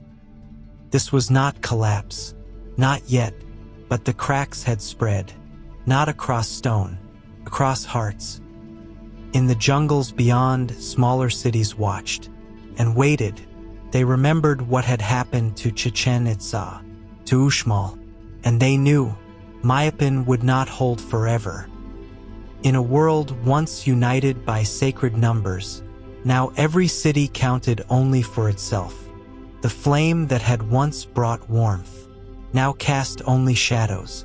The serpent broke, and the blood began to spill, not from foreign swords, but from brother against brother.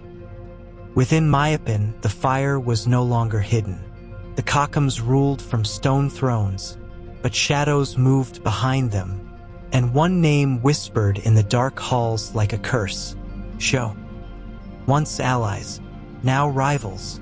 2 great families, 2 suns in the same sky. The Kakams, ruthless and cunning. The Sho, old blood with sacred pride. Their feud began in silence. It ended in screams. Temples turned into prisons. Altars became execution stones. Scribes who wrote the wrong name disappeared. Priests who doubted the order bled for the gods.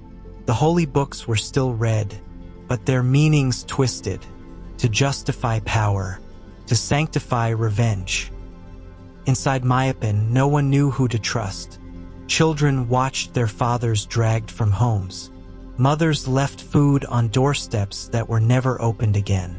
Sacrifice was no longer for rain, but for control. And when the Kakams struck, they struck hard.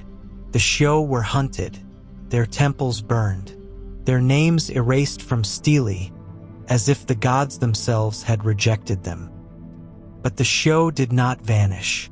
They retreated, to the hills, to the forests, to the old places the Kakams had forgotten, and there they sharpened their blades. This was no longer a kingdom, it was a killing ground. The League was dead, the dream of unity ash, all that remained was vengeance. And still the people prayed, not for peace, but for an end, any end. The jungle was no longer a wall, it was a witness. It watched cities burn in silence. It watched brothers spill sacred blood. It watched gods fade from memory. And high in the sky, the stars moved on, unbothered, unchanged, because the Maya, once masters of time, had forgotten their own hourglass was running out. This was not conquest. This was self-destruction. And it was only the beginning. The League was gone.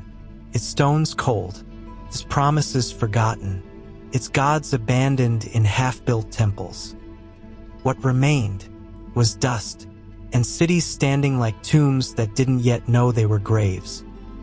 There was no center now, no alliance, no king, only fragments. Each city, once part of a sacred whole, now held to power like a drowning man clings to driftwood. They closed their gates, cut their roads, buried their calendars, and turned inward. No more grand councils, no more shared festivals, no more steely carved with joint victories. Instead, every name became a rival, even cousins, even neighbors. War did not come like a wave, crept in like rot. One by one, the cities turned hostile. A missed tribute became a raid. A dead envoy became an excuse. And soon fire returned, not to warm, but to devour. Temples were looted. Sacred books, once kissed by priests, were fed to flame by their own people. Famine followed. Crops failed under a sky no longer prayed to. Rivers ran low. Markets emptied. The gods were silent, were gone. And in this silence, paranoia grew louder. Rulers feared their own warriors. Priests feared their own visions. The people no longer asked for answers. They asked only for survival. Small kingdoms rose like flickers. Balaam, Koba, Sakal, each dreaming of power, each isolated, each fragile. But there were no more empires, only shadows of them, no more great calendars, only scratched dates on broken walls. And so the Maya cities, once voices in a divine chorus, now whispered alone in the dark. One by one they dimmed, some from violence, some from hunger, some simply stopped. No invaders, no dramatic fall, just emptiness, where once there was light. The jungle began to creep back in, not as a conqueror, but as a patient heir. And the temples, once so proud, began to forget themselves. The Maya had once mapped the stars. Now they could barely trace the outlines of their own gods. They did not fall. They dissolved. By the mid-1400s, the Maya world was a graveyard of memory. No cries of war, no shouts of kings, no hymns of gods, only ashes. Mayapán was gone, burned not by foreign hands, but by its own children. The Kakams were hunted, the temples collapsed, the sacred plazas echoed with nothing but wind, and the jungle began to breathe again. Across the Yucatan, kingdoms flickered like dying coals. Mutal, Chacan, Akinchel, each ruled by lords who claimed divinity, but could barely feed their own. The gods still had names, but fewer lips spoke them. The calendars still turned, but the meaning behind the dates faded like mist. Sacred knowledge, once carved in stone, once whispered in firelight, was scattered, stored in caves, buried beneath roots, hidden behind silence, because memory had become dangerous. Villages clung to life, elders passed down stories, but fewer children listened.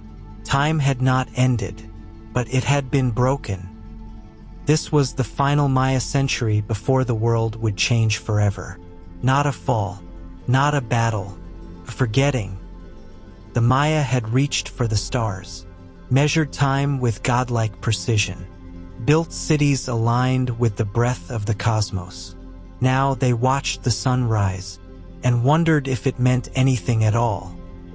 Rivalries still existed, skirmishes continued, but they were small, local, insignificant. The grand wars were over, only grudges remained. And far across the sea, a new storm was brewing. Ships, steel, plague, foreign winds began to stir, and the Maya, fragmented, weakened, watching the past fade, did not yet see it coming. But the land remembered, the stones remembered, and somewhere deep in the cenotes, where offerings still sank into sacred water, the old gods waited, not dead, just watching. This was the age of ashes. The embers still glowed, but no one knew how long the light would last. The sea had always whispered, but now it roared, and with it came the end of a world. The Maya had endured collapse, civil war, silence. They had fought with kings, prayed with blood, and listened to the stars for truth. But they had never seen ships, great wooden beasts with white wings, floating fortresses, steel in their bones, thunder in their mouths. In 1502, they came from across the eastern sea, strangers, white-skinned, armored, smelling of iron and death. The Maya had no name for them at first, only stories, only fear. It began as sightings. Villagers along the coast spoke of massive canoes that moved without paddles, of bearded men who traded beads for food, of fire sticks and beasts with hooves. Some thought they were gods, others omens, but all knew something had shifted. The sky, once a clock, now felt broken. The days did not make sense. The winds carried foreign prayers. Time itself felt wounded. By 1511, the shipwreck came, a Spanish vessel, shattered by coral. Its survivors washed up near the Maya coast. Most were sacrificed. One lived. His name was Gonzalo Guerrero. He did not return to Spain. He stayed. He learned the language, took a Maya wife, painted his skin with the old gods. And when more Spaniards arrived years later, he fought against them, a man between two worlds, a ghost in armor. The Maya called him brother. The Spanish called him traitor. History remembered him as something else, the first mestizo. Then came Cordoba, 1517.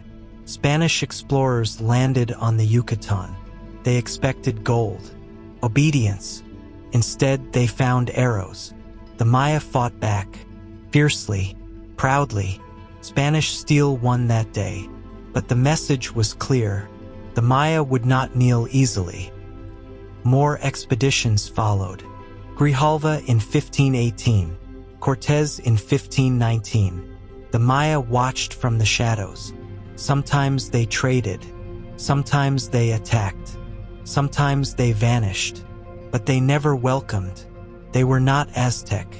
They had no single emperor, no capital to fall. They were scattered, fragmented, but they knew their land, their gods, their rage. In 1524, Hernán Cortés marched through Maya territory after toppling Tenochtitlan. His army was thin, sick, heavy with stolen gold. And yet, he crossed mountains and swamps. He met Maya lords, offered gifts, threats. Some submitted, some lied, some vanished into the trees. The Spanish did not conquer. They eroded. They brought plague, smallpox, fever, agony. It moved faster than any army. Villages emptied. Priests died before they could speak. Children were born into mourning. The gods were quiet, too quiet. Some said the gods had fled. Others said they had died. Still, the Maya resisted. Itzá, Kitch, Kakshikal, Yelain, names spoken like defiance. They did not fight as empires. They fought as spirits, as earth and stone and memory, ambushes, night raids, cities swallowed by jungle before Spaniards could map them. But the Spanish brought more than weapons.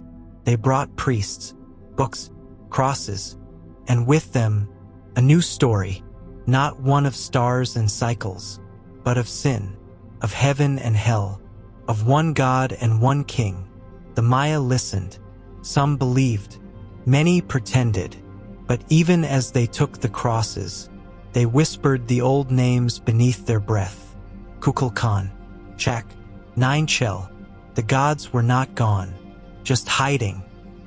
By 1527, the Spanish launched a full-scale campaign into Yucatan. They called it conquest, but the land did not break. The Maya melted into the trees, burned their own cities, fought without lines. It was not a war, it was a haunting. The invaders took towns, but the forest never surrendered. The Maya world had already collapsed once. It knew how to survive in pieces. The Spanish came looking for a kingdom to crush, but what they found was a civilization of echoes, still breathing, still bleeding, still alive. In 1527, the Spanish came again. This time they did not come to trade, or to speak, or to explore. They came to end the Maya. Their ships cut through the gulf like knives.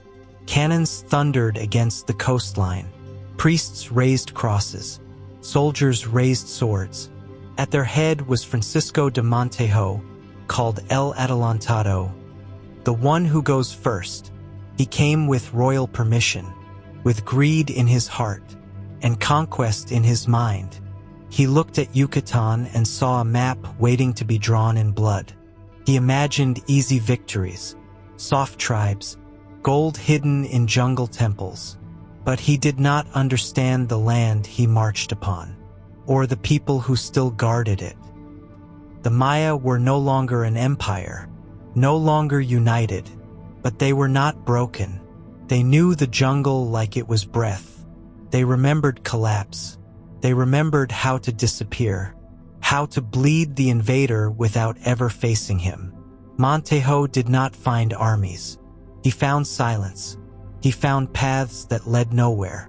He found poisoned wells, shattered food stores, empty villages. The Maya did not meet him in open battle. They met him in the night, in the heat, in the sickness. His men fell to fever, to hunger, to doubt. Armor rusted in the rain. Horses died in the swamps. The jungle devoured them. And Montejo, the great Adelantado, was forced to retreat, not in defeat, in humiliation. But the Spanish never gave up. They had no understanding of surrender. They called their failure delayed victory, and they came again. In 1531, Montejo's son returned, younger, sharper, less forgiving. He brought soldiers trained in Mexico, cunning interpreters, priests who saw Maya gods as devils to be burned. And this time they learned. They divided towns, set allies against each other, offered gifts in one hand, blades in the other. They built fortresses, laid roads, used the very knowledge of the Maya to destroy them. One by one, cities fell. Sotuda, Mani, Sepesh, not always by war, sometimes by bargain, sometimes by fear. The Spanish promised protection from other Maya, promised to spare the innocent, promised peace under the cross. But peace came with chains. Resistance continued, quiet, scattered. The jungle still fought back, but the Spanish had learned patience. They didn't need to win in a year or 10. They were willing to burn centuries for victory. The war wasn't over. It had only changed shape. And as towns were converted, as idols were smashed, as Maya priests were dragged into fire, a deeper war began, not of armies, of memory, because while the Spanish conquered cities, they still had not conquered the soul of the Maya. The Spanish thought they had won. They built churches over temples, wrote laws in a language the Maya could not read, carved crosses where once the gods had stood. But beneath the silence, something still burned. In the town of Cupel, in the year 1546, that flame roared back to life. It began with whispers, Old prayers said beneath breath, midnight gatherings, hidden idols wrapped in cloth, and then a blade. The Maya struck suddenly. 15 Spanish towns, attacked in a single night, garrisons overwhelmed, settlers dragged from their homes, missionaries cut down where they preached. Flames rose where crosses once stood. Blood soaked the altars built on stolen stone. This was not just a rebellion. This was a reckoning. But the Spanish came back with fury. Cannons, steel, dogs trained to kill. They did not negotiate. They executed. One by one, the rebels were hunted down. Some fled to the jungle. Some took poison. Some walked silently into the noose, heads held high. The rebellion was crushed, but it was not the last, because the Maya did not forget. While towns surrendered, the forests remembered. There, the old ways continued. The Popol Vuh hidden in caves, calendars scratched on pottery shards, gods carved into secret stones and buried in family fields. Children were still named for the stars. Blood was still offered to the corn. Rain was still asked from Chak, not Christ. And yet, the pressure grew. Spanish priests like Diego de Landa arrived. He came to learn the Maya world, to save their souls, he said. But when he discovered the old gods were not gone, he burned. Thousands of Maya books, codices, thrown into fire in the town square. Songs, prophecies, science, calendars gone in hours. He called it purification, but it was destruction. Still, even de Landa knew the Maya were not vanishing. They were enduring. By the 1580s, Maya culture had become two things at once. Above ground, Christian converts, Spanish subjects. Below ground, keepers of the old ways, guardians of memory. This dual world lasted for generations. A sacred resistance, carved into everyday life. They went to mass, but carried corn gods in their belts. They took Spanish names, but whispered Maya ones to the stars. And through it all, they waited for the next chance, waited for the signs in the sky, waited for the gods to speak again. In the early 1600s, the Spanish tried once more. Peace missions, treaties, forced labor, disease. They wanted to finish what Montejo had started a century ago. But in the deep jungles of Petén and in the hills of the southeast, the Maya were still kings. Their cities might have crumbled, but their spirit had not. It was not a war of territory now. It was a war of time. The Maya were not fighting to win. They were fighting to outlast. They had seen the end of the classic period. They had seen cities burn and gods go silent. But they had never vanished. Not then. Not now. So they lit small fires in the night, drew glyphs in the dirt, taught their children what the world once was. Because even as stone fell, memory endured. And the Spanish, for all their might, could not conquer what they could not see. Far from the broken temples of Yucatan, beyond the forests swallowed by Spanish roads, there was still a place the conquerors could not touch. Najbatan, an island city, surrounded by the sacred waters of Lake Petén, a fortress in the mist. The Spanish called it the Last Kingdom. But to the Maya who lived there, it was simply home. Here, the Cowage dynasty still ruled. Kings still wore feathered crowns. Priests still read the stars. The gods still spoke through obsidian and fire. While the rest of the Maya world lived in silence or submission, Najbatan sang ancient songs beneath a burning sky. They did not bend. They did not convert. They did not kneel. In 1618, 2 Spanish missionaries came. They brought no army, only a cross and a Bible. They begged for peace, asked to speak to the king. The Itza received them with hospitality and with warning. "You may speak," they said, "but you may not stay." They were given food, given shelter, and then sent away. The message was clear. This city was not for sale. Decades passed.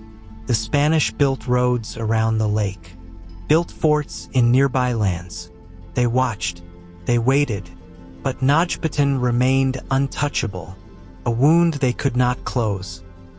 By the 1690s, only one unconquered Maya city remained in all of Mesoamerica. Only one true kingdom, only one king. The Spanish called him a heretic, a sorcerer, a stubborn relic of a forgotten world. But to his people, he was divine, a living voice of the gods, the last breath of an age. In 1695, they tried again, a new mission, a fresh offer of peace. They promised friendship, trade, forgiveness. The Itza king smiled, welcomed the priests again, listened to their words, and when they were finished speaking, he had them killed. To the Spanish, it was betrayal. To the Maya, it was preservation, because they had seen what came with the priests: plague, fire, broken idols, silence. And Najbatan still remembered the cost of mercy. So the Spanish made their decision. No more diplomacy, only war. They built boats. They gathered cannons. They raised a new army, not of missionaries, but of soldiers trained in jungle war. And in 1697, they moved. It was not just the end of a city. It was the end of a world. But that is a story for the final part. The fall, the fire, the silence that came next. The sky was quiet, too quiet. Lake Petan Itza shimmered under the April sun, its waters dark and still, as if the gods were holding their breath. In the center, the island city of Najbatan rose like a dream. Stone temples, thatched homes, smoke curling from fires. Children playing near the shore, priests chanting beneath jade masks. The king, seated high on his throne of wood and blood, watching the water, because something was coming, and it had sails. Across the lake, the Spanish were building boats. For months, they had dragged timber through jungle, cut trees with steel, assembled floating fortresses by hand. This was no raid. No reckless charge. This was a funeral procession, and the corpse would be the last free Maya city. The Maya watched them from across the water. The king ordered the temples cleansed, offerings made, sacrifices given. The gods must be watching. They must be. But no omens came, only wind, only the groaning of boats being pushed into the lake. The fleet launched. Cannons loaded, sails full. Priests stood beside soldiers, crosses held high like spears of light. They believed they were ending idolatry, ending sorcery, bringing salvation to a land that refused to kneel. The Maya did not flee. They gathered at the shore, weapons in hand, spears, stones, arrows. They did not expect to win, only to be remembered. As the boats approached, the silence shattered. The first cannon roared. Stone exploded near the docks. Children screamed. Flames leapt into the sky. And yet, the Maya held. They fired from rooftops, threw spears into the water, paddled canoes into the enemy's path. One was set aflame. His crew chose to burn rather than surrender. But steel does not bargain, and gunpowder does not show mercy. The Spanish landed. Gunshots cracked like thunder. Flames consumed homes. Swords flashed in the morning light. Men, women, children, cut down together. The temples were stormed, idols smashed, priests slain at the altar, and still the Maya fought, corner to corner, house to house, until the streets of Najbatan ran red. The king of the Itza was taken alive, dragged from his throne, beaten, bound, He was not allowed to speak to his people, not allowed to pray to his gods, not allowed to die like a king. By nightfall, the Spanish raised their banner over the temple. The cross stood where the serpent once coiled. Najbudin had fallen. The last Maya kingdom was no more. But something strange lingered. Even the victors felt it. A heaviness in the air, a silence too deep, because this was not a simple conquest. This was the end of an era, and the jungle knew it. The survivors were marched away, some to slavery, some to forced baptism, some to slow forgetting, but they carried things the Spanish could not see. Names, prayers, gods hidden in memory. The temples were gone, but the stories remained. The calendar cracked, but the time still turned. The Maya did not end that day. A kingdom died, not a people. In the cenotes, offerings still sank beneath the water. In the forest, songs were still whispered to the trees. And in the heart of every Maya child, the fire still smoldered. Not gone, just waiting. Across the lake, the Spanish were building boats. For months, they had dragged timber through jungle, cut trees with steel, assembled floating fortresses by hand. This was no raid, no reckless charge. This was a funeral procession, and the corpse would be the last free Maya city. The Maya watched them from across the water. The king ordered the temples cleansed, offerings made, sacrifices given. The gods must be watching. They must be. But no omens came, only wind, only the groaning of boats being pushed into the lake. The fleet launched, cannons loaded, sails full. Priests stood beside soldiers, crosses held high like spears of light. They believed they were ending idolatry, ending sorcery, bringing salvation to a land that refused to kneel. The Maya did not flee. They gathered at the shore, weapons in hand, spears, stones, arrows. They did not expect to win, only to be remembered.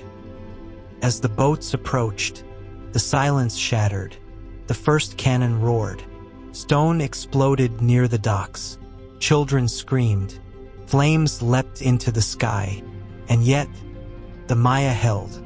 They fired from rooftops, threw spears into the water, paddled canoes into the enemy's path. One was set aflame. His crew chose to burn rather than surrender. But steel does not bargain, and gunpowder does not show mercy. The Spanish landed. Gunshots cracked like thunder. Flames consumed homes. Swords flashed in the morning light. Men, women, children, cut down together.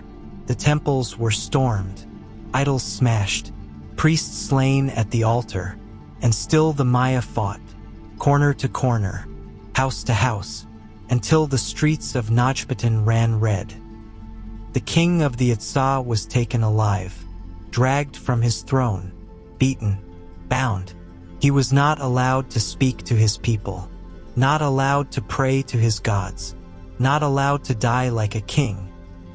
By nightfall, the Spanish raised their banner over the temple. The cross stood where the serpent once coiled. Najbudin had fallen. The last Maya kingdom was no more. But something strange lingered. Even the victors felt it. A heaviness in the air, a silence too deep, because this was not a simple conquest. This was the end of an era, and the jungle knew it. The survivors were marched away, some to slavery, some to forced baptism, some to slow forgetting, but they carried things the Spanish could not see. Names, prayers, gods hidden in memory. The temples were gone, but the stories remained. The calendar cracked, but the time still turned. The Maya did not end that day. A kingdom died, not a people. In the cenotes, offerings still sank beneath the water. In the forest, songs were still whispered to the trees. And in the heart of every Maya child, the fire still smoldered. Not gone, just waiting. The Spanish believed it was over. The last temple had fallen. The final king had bowed. The gods had been dragged from their altars and shattered. They wrote reports to their kings. They carved new churches from old stones. They gave Maya children new names and planted crosses in the ruins of their cities. But beneath it all, the Maya had not vanished. In the villages, under the smoke of cooking fires, grandmothers still whispered the old stories. The names of the gods passed from mouth to ear, like secrets carried in the folds of breath. In the hills, the farmers planted their corn not with Spanish prayers, but with offerings to Chak, the rain god who had never stopped listening. In the jungles, where no friar dared walk, they built new shrines in the shadows of old ones. Simple stones, hidden idols, firelight flickering on masked faces. Najbudin had fallen, but the gods had found new temples, in hearts, in memory, in silence. The Spanish priests tried to extinguish what they could not name. They burned what they found, rituals, books, masks.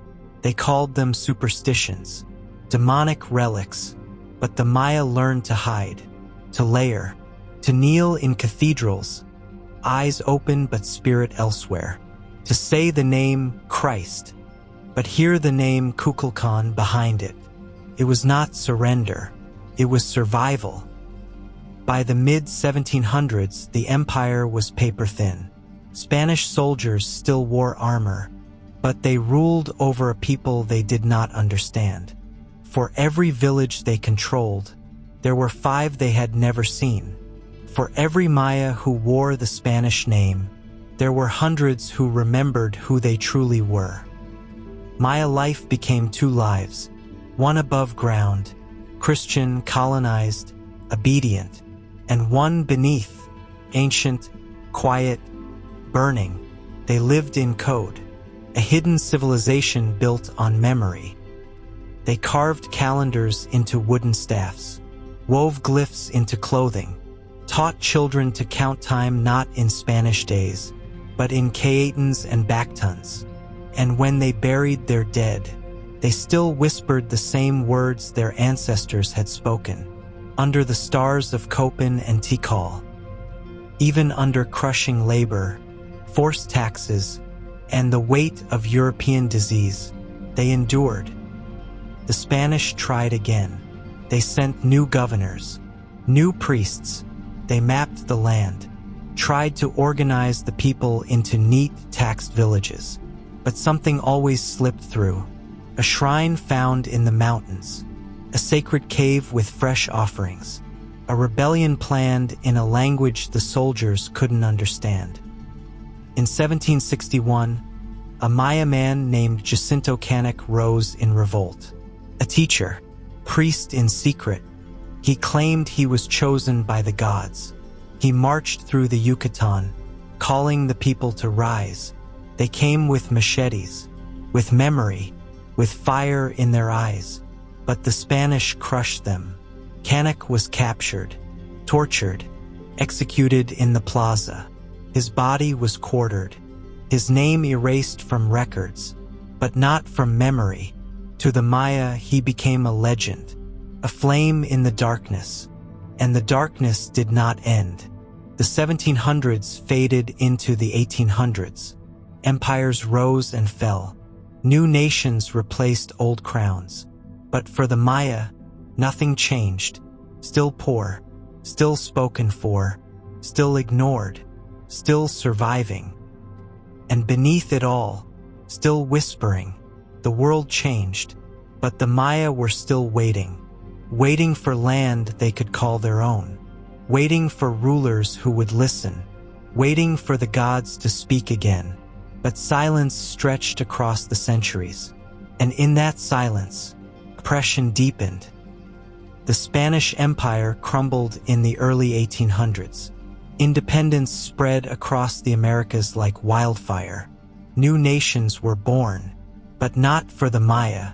The flags changed.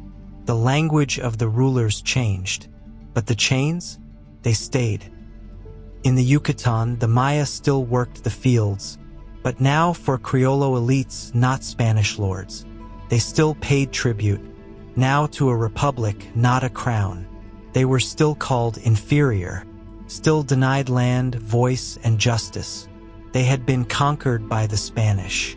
Now they were ignored by their own countrymen. But the fire had not gone out. It was waiting beneath the earth, like dry roots in a drought, ready for rain. And in 1847, the storm finally came. It began with whispers in the jungle, meetings by moonlight, oaths spoken in Maya tongues, revenge for the land, justice for the people, blood for the ancestors. This was not a rebellion. This was a war, the caste war of Yucatan. Maya peasants took up machetes and muskets. They attacked plantations, burned government buildings, tore down crosses, raised the old gods. Entire towns fell. Elites fled the peninsula. For a moment, the Maya were winning. And then, something strange happened. The Maya stopped. They pulled back, refused to march further. The Spanish thought it was superstition, cowardice. But the Maya were waiting for a prophecy. They were waiting for the talking cross. In the forests near Chan Santa Cruz, they found it, a wooden cross, simple, rough, but it spoke. Through the voice of a prophet, it gave orders, spoke in the old tongue, demanded blood, promised salvation. The people called it Cruz Parlante, and they obeyed. For decades, the caste war raged. From 1847 to 1901, over 50 years of violence, resistance, betrayal, and survival. The Maya held the East. They built their own kingdom, their own capital, a theocracy born of rage. They called it Chan Santa Cruz, and for a time, it stood. But the world kept turning, and outside powers grew stronger. By the end of the 1800s, Mexico wanted peace, or conquest. They chose conquest. In 1901, the Mexican army took Chan Santa Cruz, with modern guns, with foreign allies, with no mercy. The city fell. The cross went silent. The war ended. But the language did not. Even in defeat, the Maya held on to the most sacred thing they had, their voice. Words older than pyramids, stories older than cities. They could take the land, take the temples, but not the tongue. Across Guatemala, Belize, and southern Mexico, Maya dialects continued. Yucatec, Kich, Keki, Tzotzil. Mothers whispered them to children at night. Fathers taught them to sing the planting songs. Scribes, often in secret, began to write them again. The language became the rebellion. In the highlands, elders taught myths by firelight. In the forests, calendars were still carved. In the markets, the Maya counted in 20-day cycles, not 7-day weeks. The gods still lived in the grammar. The stories still breathed in syllables. Even when mocked, even when punished, the Maya spoke, because in that sound was memory, in that memory was identity, and in that identity was resistance. The war had not been lost. It had simply changed form, from machete to myth, from blood to language. The empire had fallen.